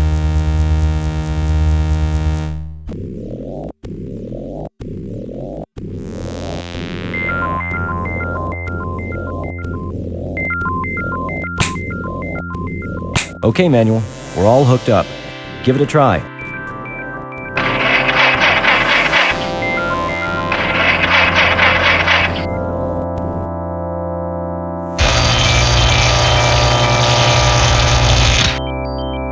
You pick strange methods of getting a charge out of life.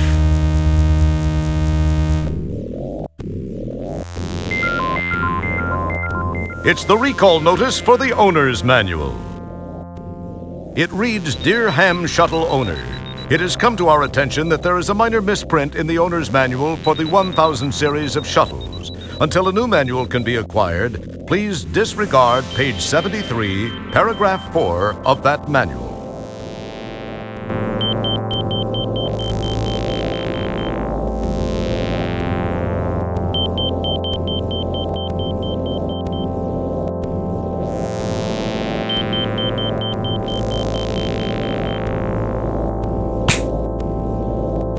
Okay, Manual. We're all hooked up. Give it a try.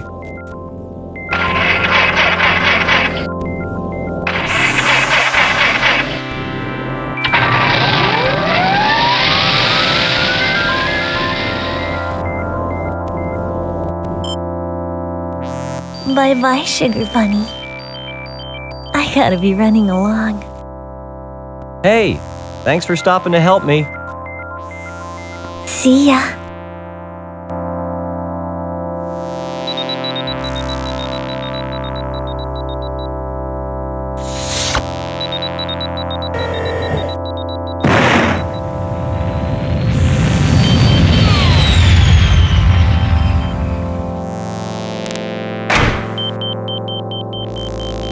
That wouldn't prove fulfilling.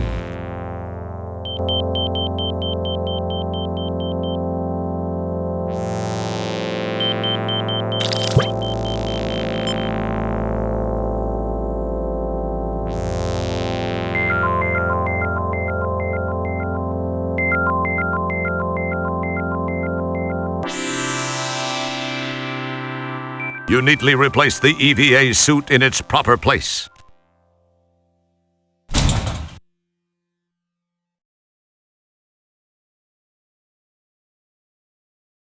Good work, sir. I believe I can now follow the ion trail of Deep Ship 86 back to Delta Berxalon 5.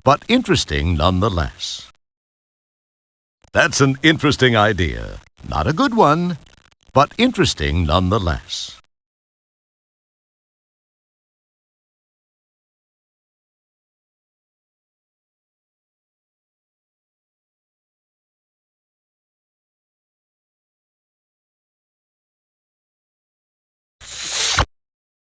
The PTS is online and working. We can now launch to polysorbate.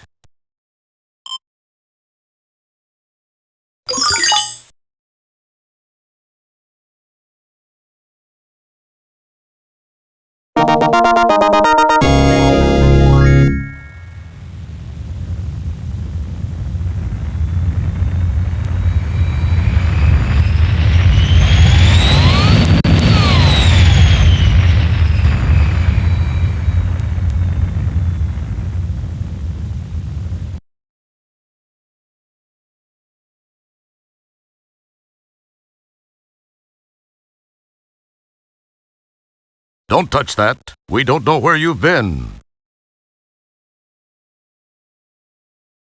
Your whimper is my command.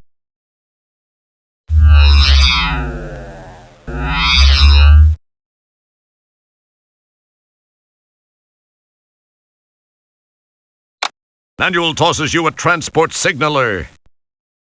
You can only use this from the place I beam you to.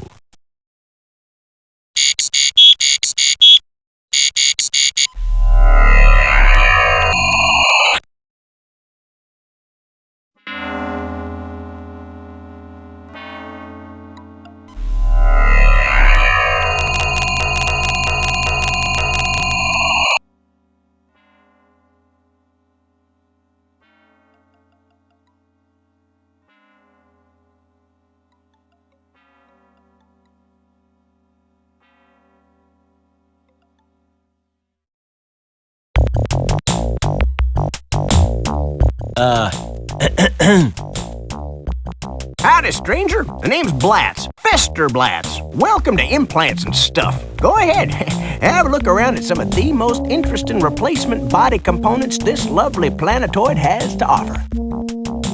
Oh, a nice fresh sales pitch.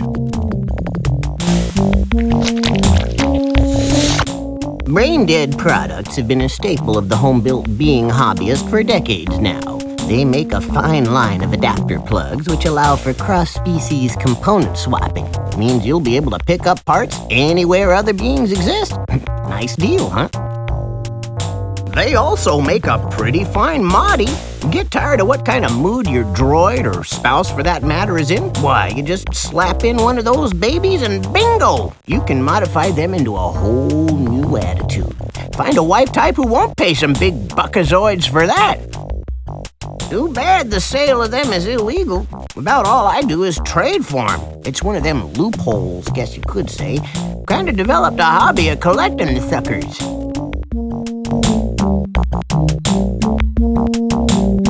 Hello there, Mr. Blatz. I think I have something you might be interested in. Think so, hey?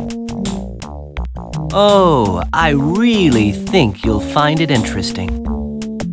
Ooh! Why, I'd love to take that off your hands.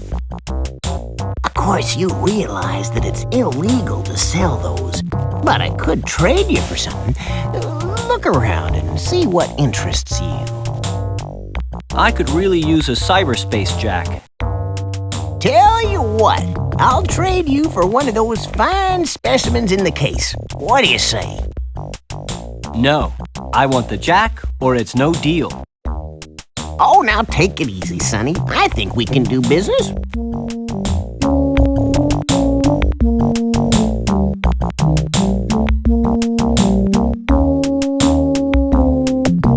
I'm glad you see it my way.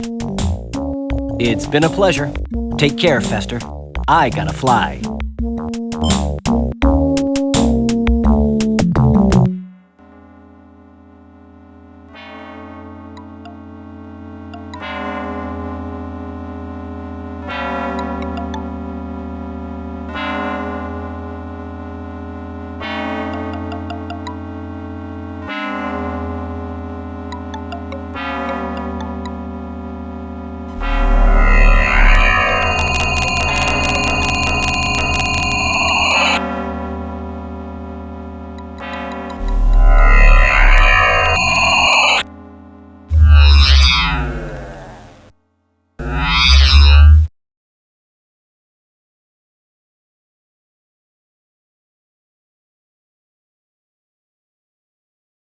My sole purpose is to help you, sir.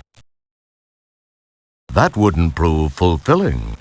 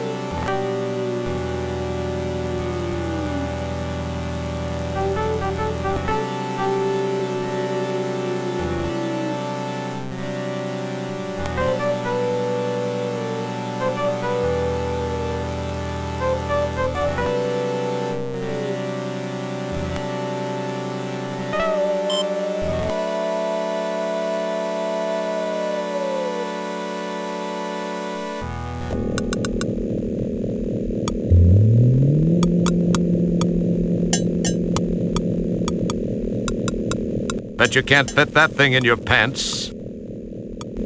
Guess I was wrong. It does fit. There must be plenty of spare room in there.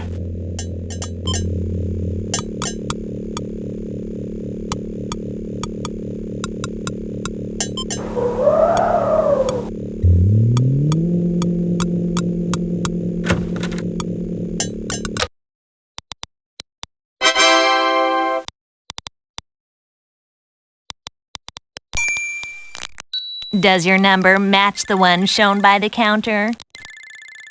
No, I don't seem to have that one, but... Oh, I am sorry, sir. Strangely enough, there's no provision for buts in this system. You either have the number shown or you do not. Now, please await the calling of your number. Thank you very much. I have important things to do. Next.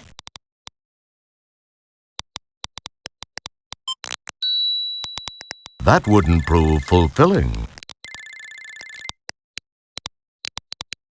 Don't pick at it, you'll only make it worse.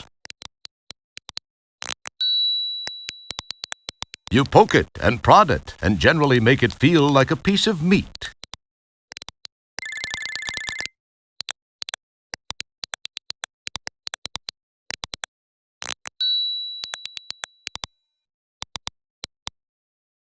That's delightfully non-helpful.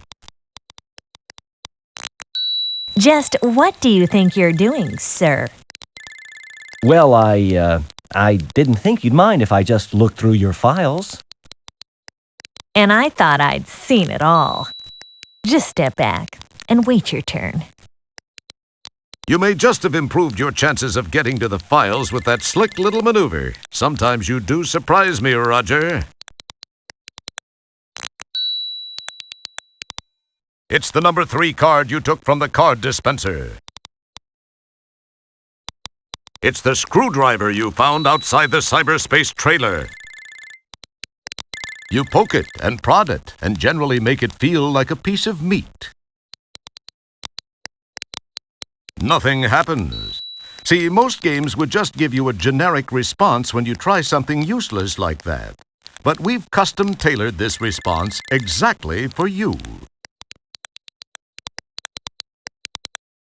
As cool as it would be to interface these two items, no good would come of it. Next. That's delightfully non-helpful.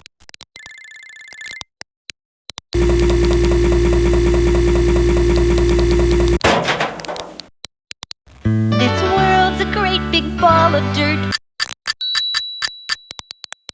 It wouldn't be prudent to do that at this juncture. You summon the ability to leave it alone. Does your number match the one shown by the counter? No, I don't seem to have that one, but... Oh, I am sorry, sir. Strangely enough, there's no provision for buts in this system. You either have the number shown or you do not. Now, please await the calling of your number. Thank you very much. I have important things to do. Next.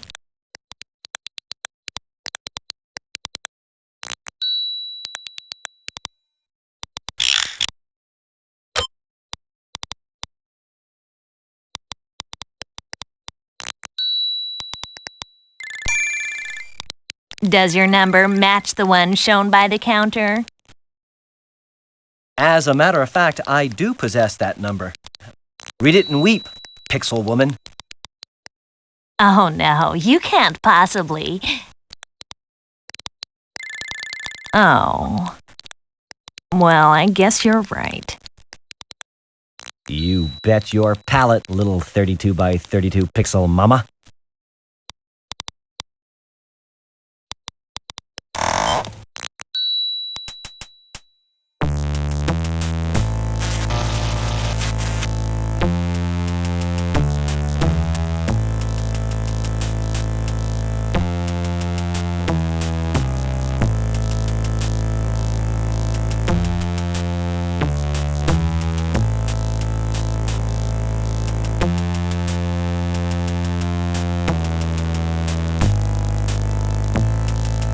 That file apparently doesn't want to open.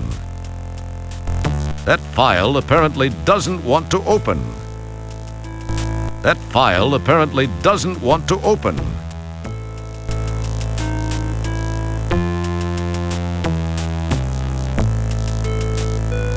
That file apparently doesn't want to open.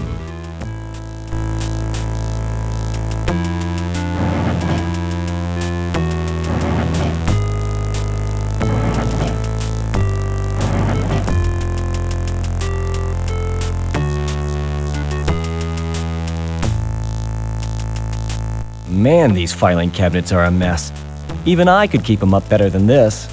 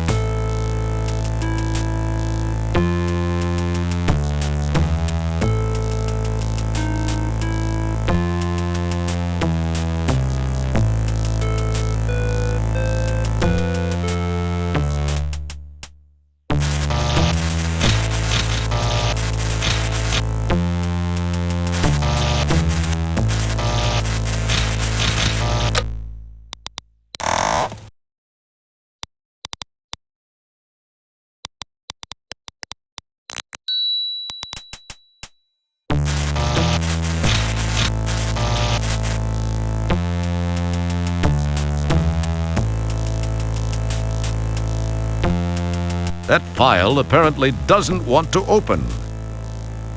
That file apparently doesn't want to open.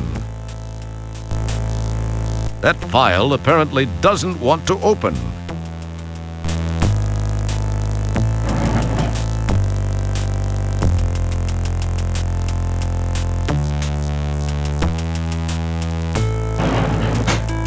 That file apparently doesn't want to open. That file apparently doesn't want to open.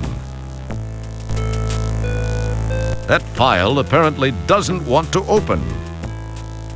That file apparently doesn't want to open. That file apparently doesn't want to open.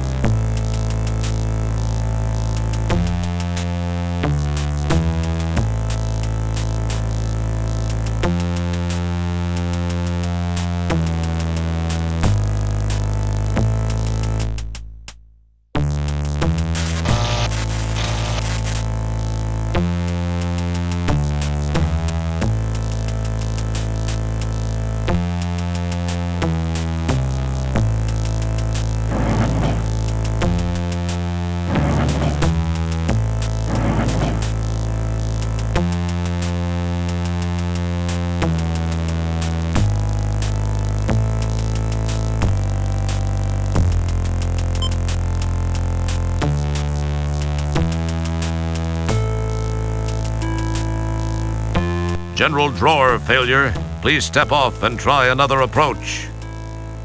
You get the idea, don't you?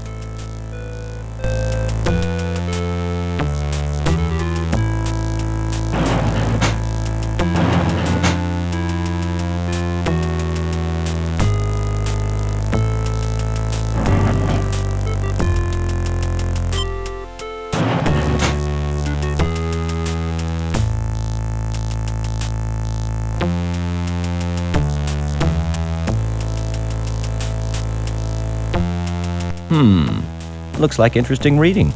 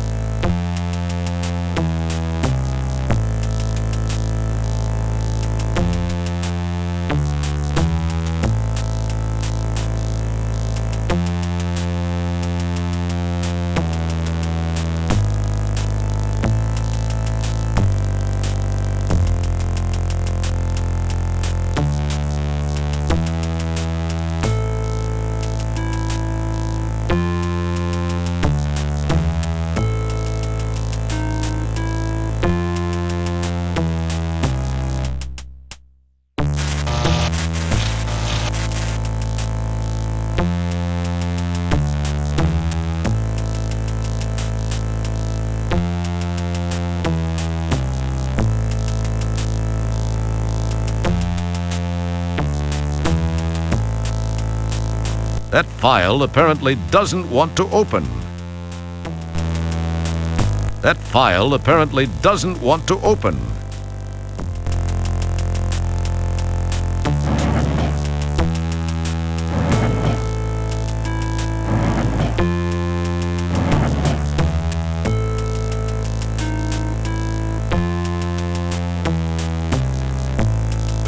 General drawer failure. Please step off and try another approach. You get the idea, don't you?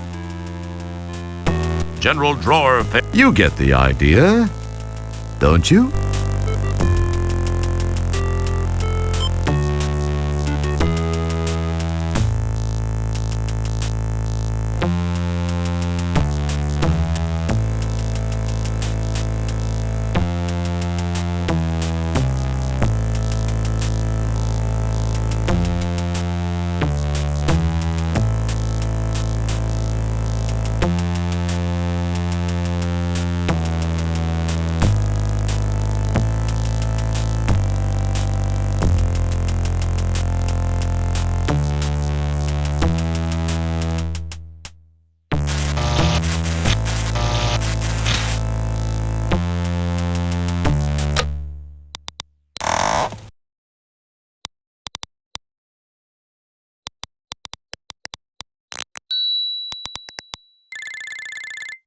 The cyber printer accepts your cyber file gratefully and begins to print.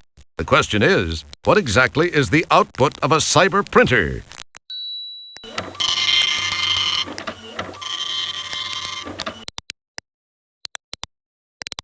Now.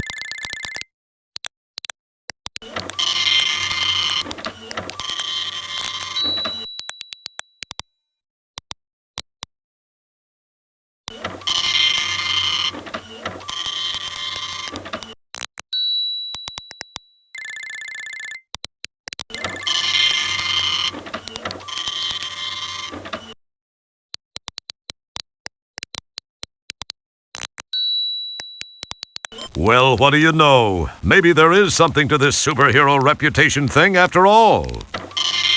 And after that episode with the egg beater, I thought you'd never impress me again.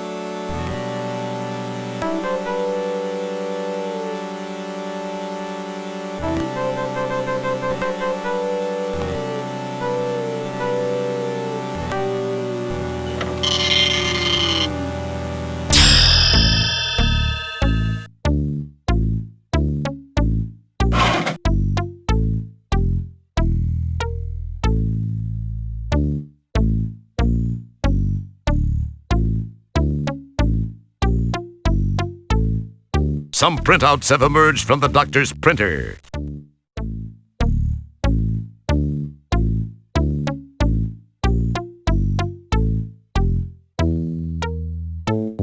Boy, wouldn't it be cool if that really worked?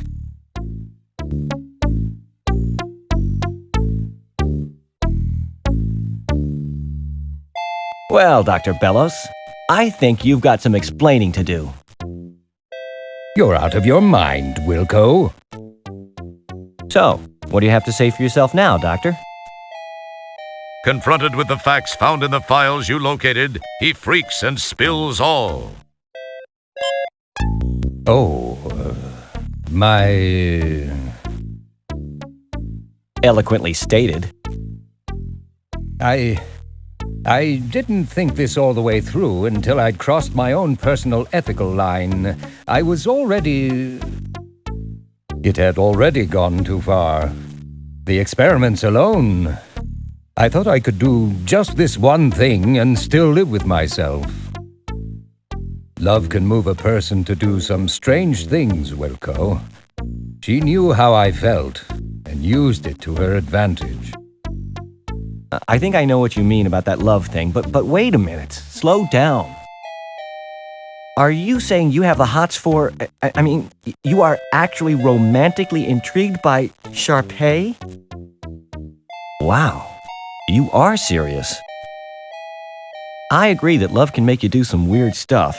In this case, though, It made you do some stuff that was unethical and illegal, Doctor. Where is Stellar Santiago?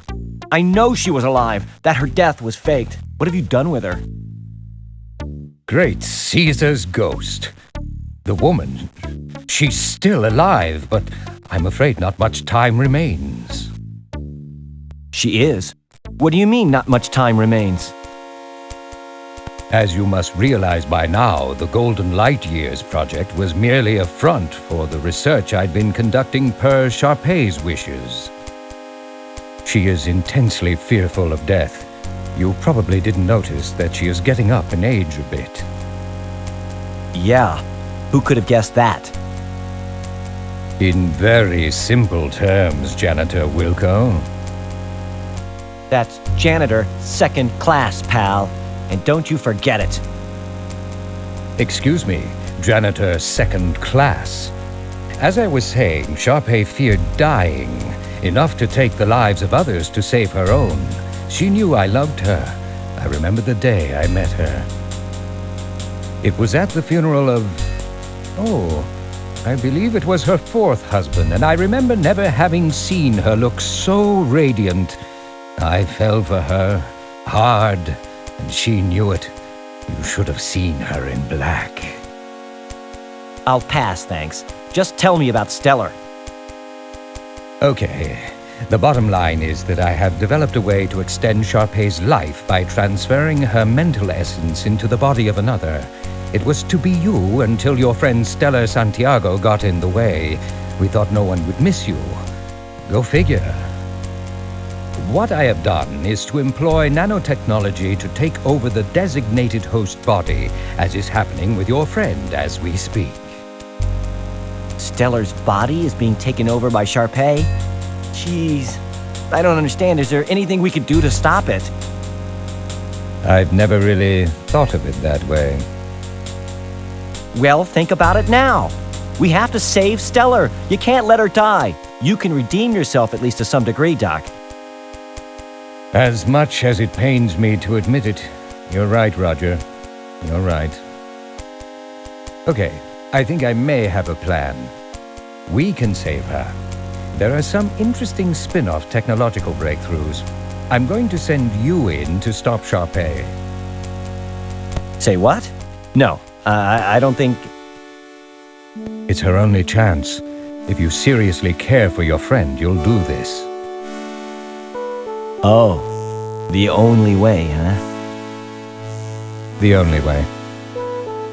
Well, okay then. I hope you're sure about this. I'm positive. Here's how we shall go about it. You will move your shuttle into Lab B.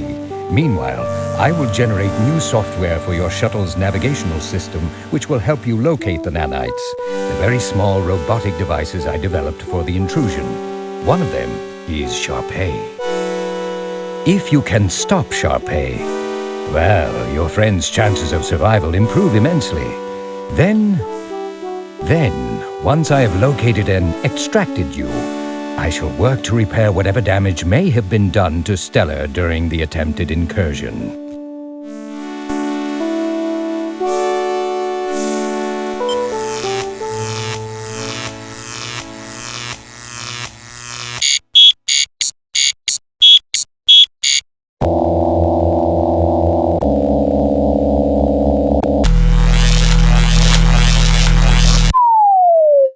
The shuttle is nicely miniaturized by the beam deal. Hopefully, it is reversible. Perhaps you should have asked about that. There are some things you can't afford to have smaller.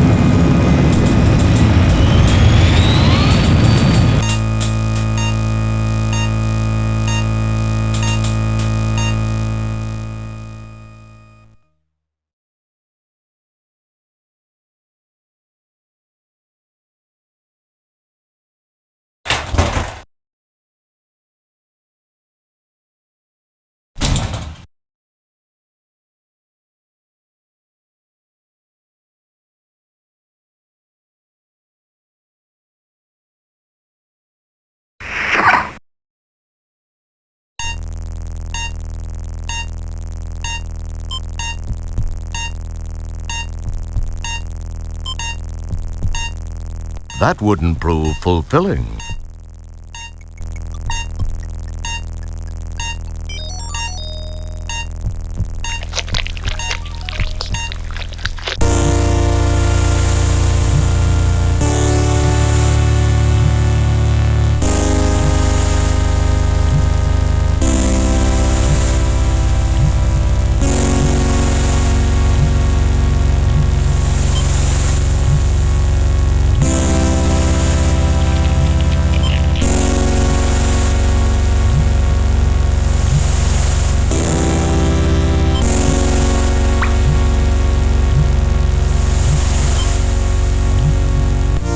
Acquire a candy.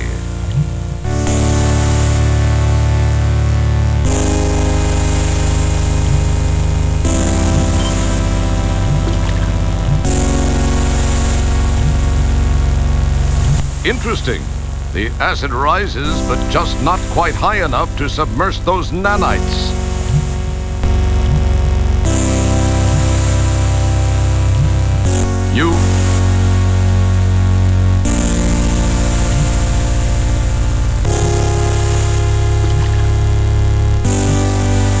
Interesting. The acid rises, but just not quite high enough to submerge those nanites.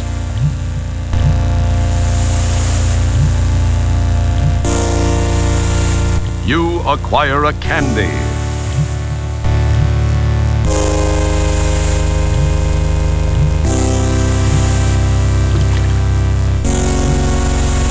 Interesting. The acid rises, but just not quite high enough to submerge those nanites.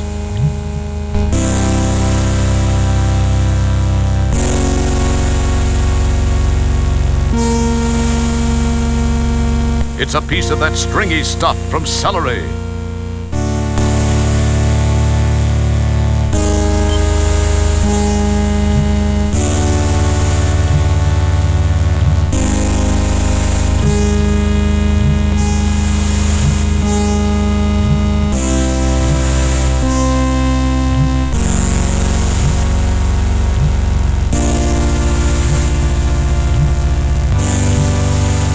Nice shot.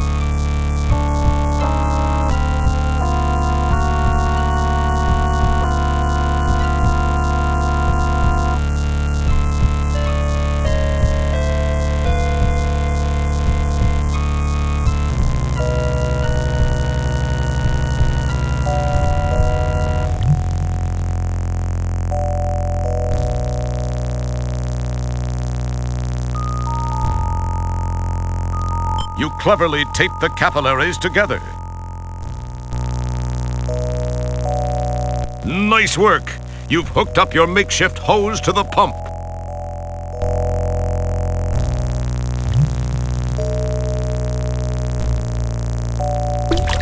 You chuck one of the taped capillaries over the muscular ledge. It drops into the pool.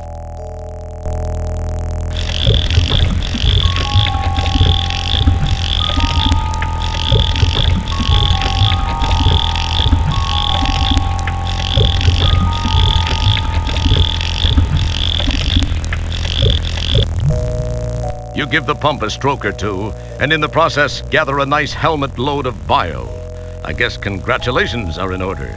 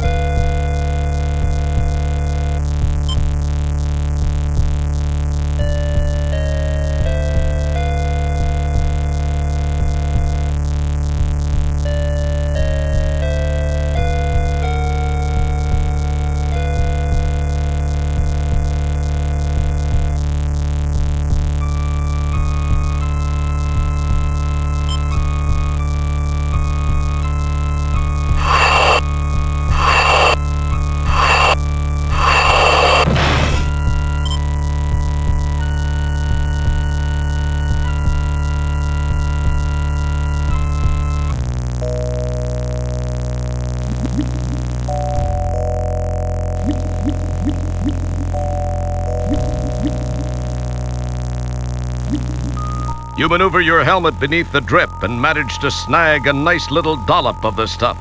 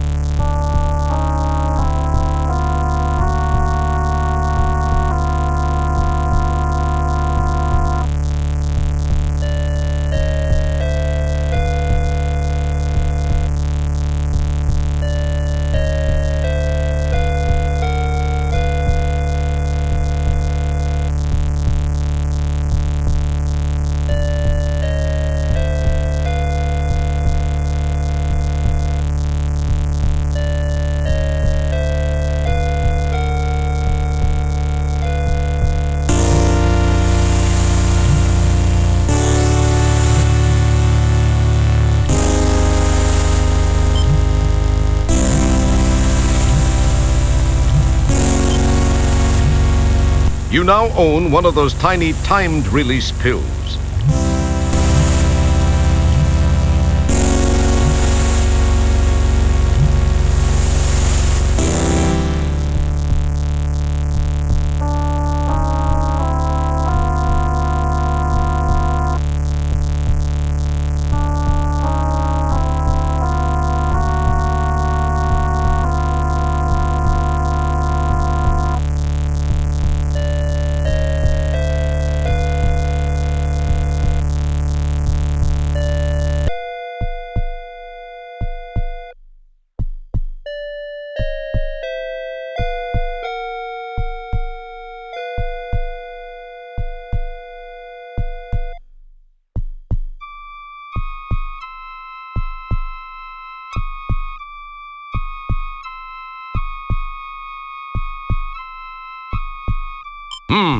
Impressive. The tapeworm suddenly becomes much more animated. Please remember to keep your arms and legs on the worm at all times.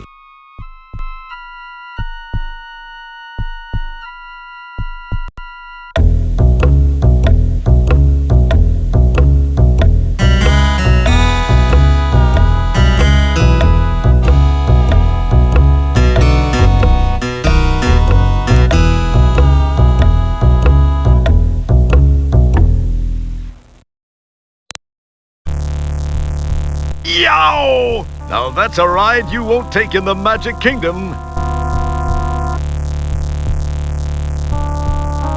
Here's a tip. Don't mess with your colon. You'll be glad you didn't.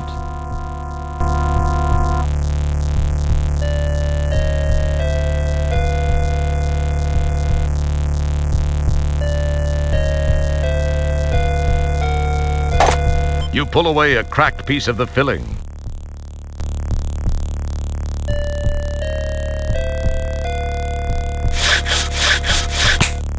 You snap off a shard of fingernail and gingerly introduce it into your pocket.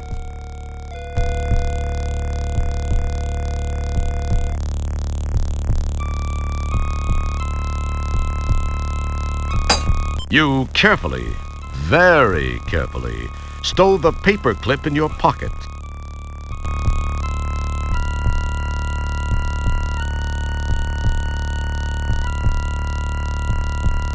So you like the worm, huh? You like to ride the worm, huh? I let you ride the worm.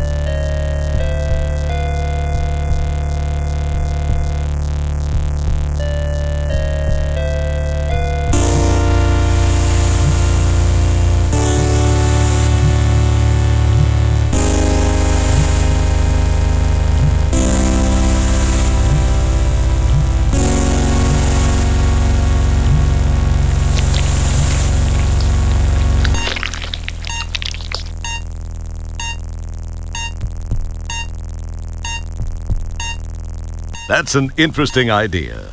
Not a good one, but interesting nonetheless. Although the concept of rubbing silver particles all over the shuttle is interesting, perhaps putting it in the fuel tank behind the blinking red light would be more effective.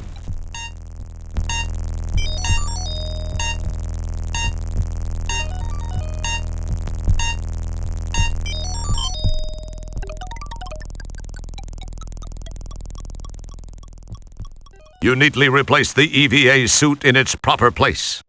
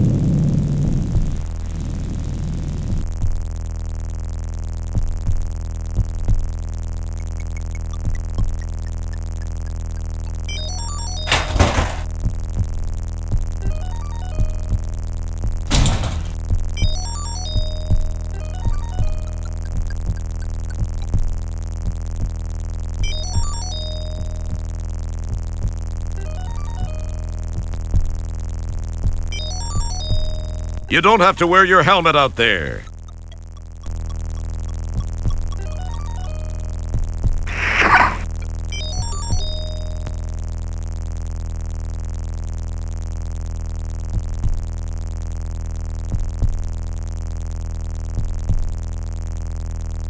You slice away with the nail and, amazingly enough, manage to cut a slice in the barrier.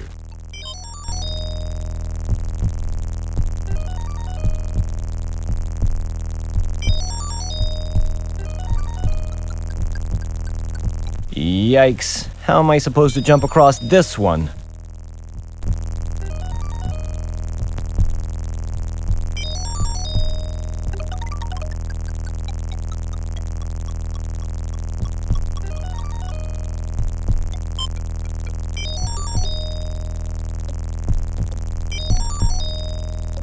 Man, that was close.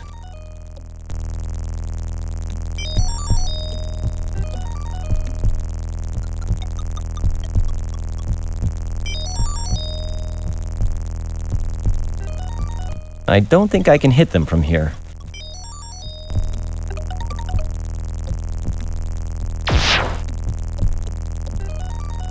So close, and yet so far away. How embarrassing to get wasted by the Laurel and Hardy of nanites.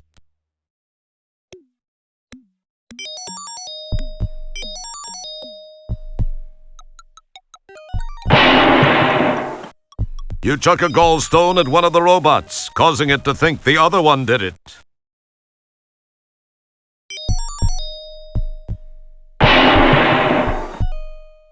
You chuck another gallstone, this time at the other robot, who also thinks the other one did it.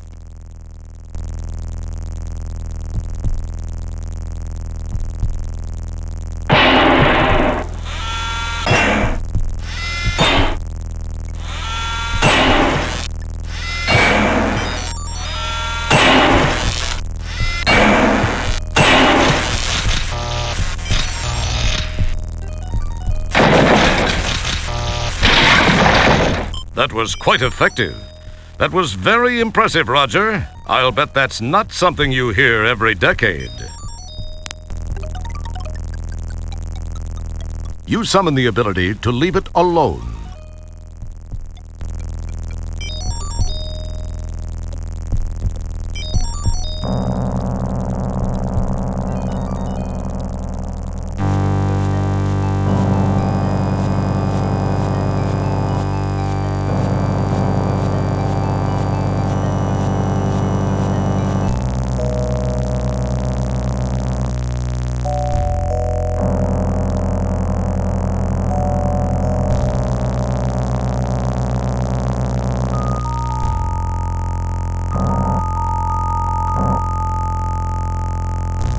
Interesting. The sign says this is Stellar's cough control center.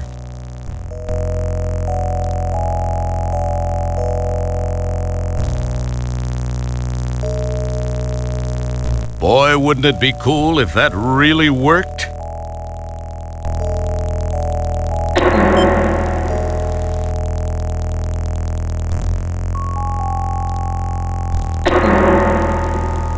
Boy, wouldn't it be cool if that really worked?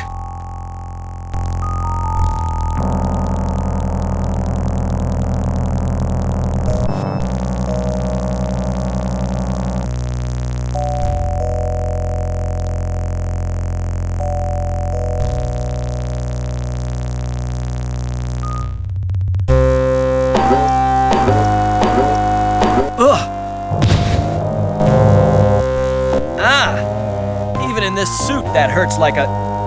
Geez, what's going on here? And what's with that big robot? Well, well, Mr. Wilco, I must confess to being impressed that you made it this far. You are either a very lucky man, or the classic case of how looks can be deceiving. From what I know of your history, I can't say that in this case looks are necessarily deceiving. On the other hand, I don't think luck accounts for it all either. There's definitely something different about you, Mr. Wilco. It's a pity, though. I'm afraid this is where the odds catch up with you, Roger. I do hope you don't mind me referring to you as Roger. I feel we can both be on a first-name basis now, since we will soon be sharing such intimate moments. My rebirth and your death. Not necessarily in that order. I'll attend to you in a moment. I have a few more little details to finish before I transfer my consciousness into this body. Enjoy it, Roger. It'll be among the very last of your memories. Oh, and by the way, escape attempts will prove to be futile. You will be incinerated if necessary. Jeez, what a bit... I'm sorry. What was that you were saying? Me? I was saying, what a bite. Yeah, I had a little trouble with some parasites a while ago down in the digestive tract. That's all it was.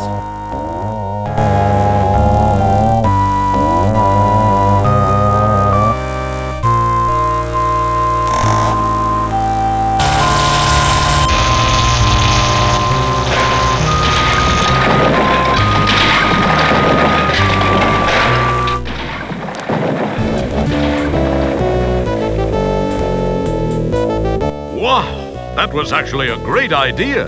Go figure. Yeah, I kicked her butt. Just look at me. MacGyver wishes he could be me. It was bound to happen.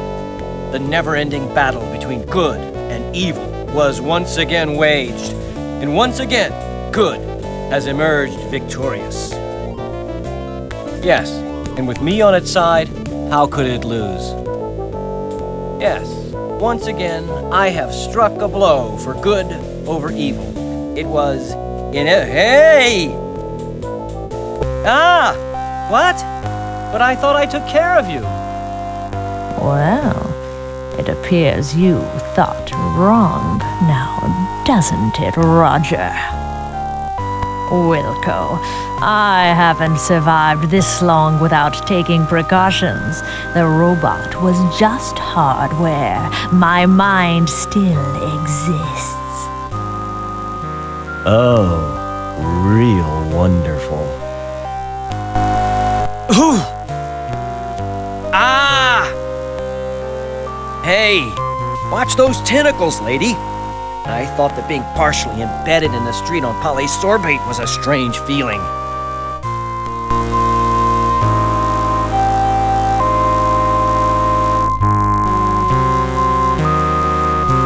Fish, that's brain food.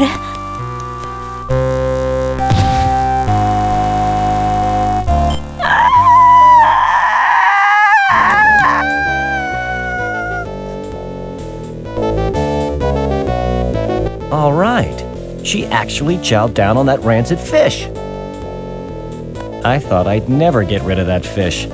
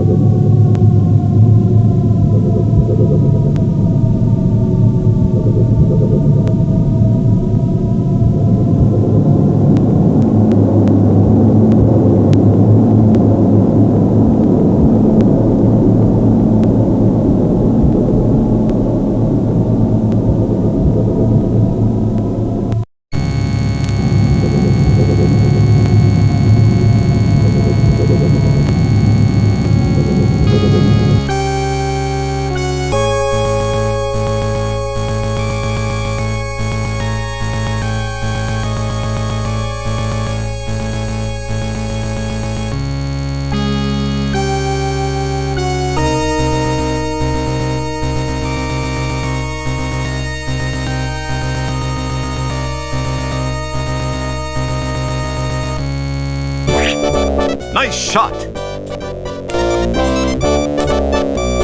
Oh, there you are, Wilco.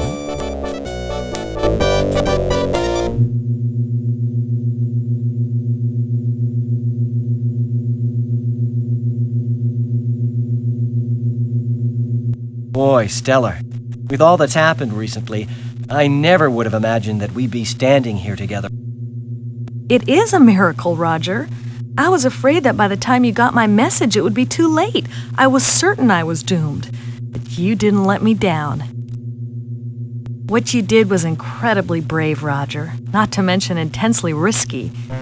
It took Dr. Bellows a lot of work to clean up after you and Sharpay. I must say, Roger, there's not a man in the universe who knows me inside the way you do. It was a strange feeling, but I went in there all business. There wasn't a moment I wasn't thinking of your welfare.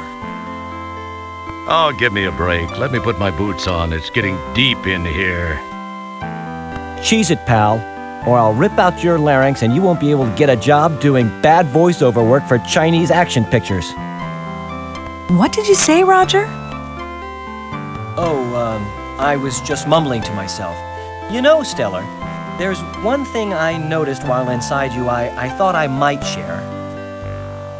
And what's that, Roger? You eat like a goat. You really have to change your eating habits, Stellar. I saw some things in your digestive tract I wouldn't wish on Sludge Vohaul. You really have to clean up your consumption act. Yes, I know. Dr. Bellows said he was able to fix most everything done to me during Sharpay's invasion, as well as patching an ulcer that was playing havoc with my stomach. He told me the same things. You might also try chewing. You had a hunk of Twinkloid wedged in your throat that would have gagged Linda Lovelace.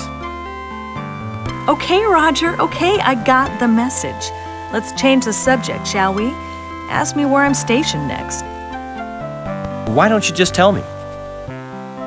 Boy, some fun you are. Sorry, I guess I'm a little grumpy. I had a real day. I had to clean the captain's log entry container. Then somebody got a nice buzz in 8 Rear and decided to take a wormhole ride in the Hollow Suite. They hit a few wrong buttons, and the next thing I know, I'm cleaning Virgon Nebula sets and hors d'oeuvres off every wall and ceiling. Apparently, they truly did make the room spin. Boy, they spackled everything.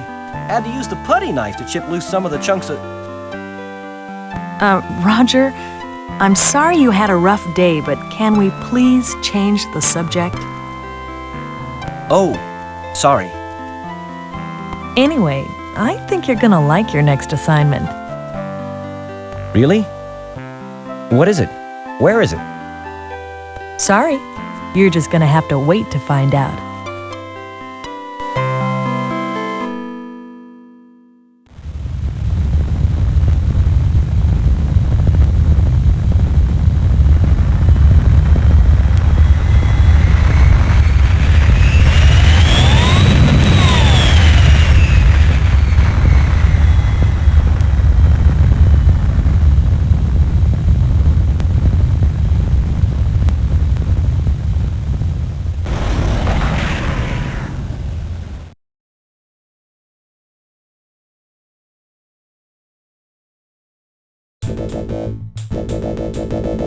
As Roger and Stellar warp off into the nebula set, many questions remain.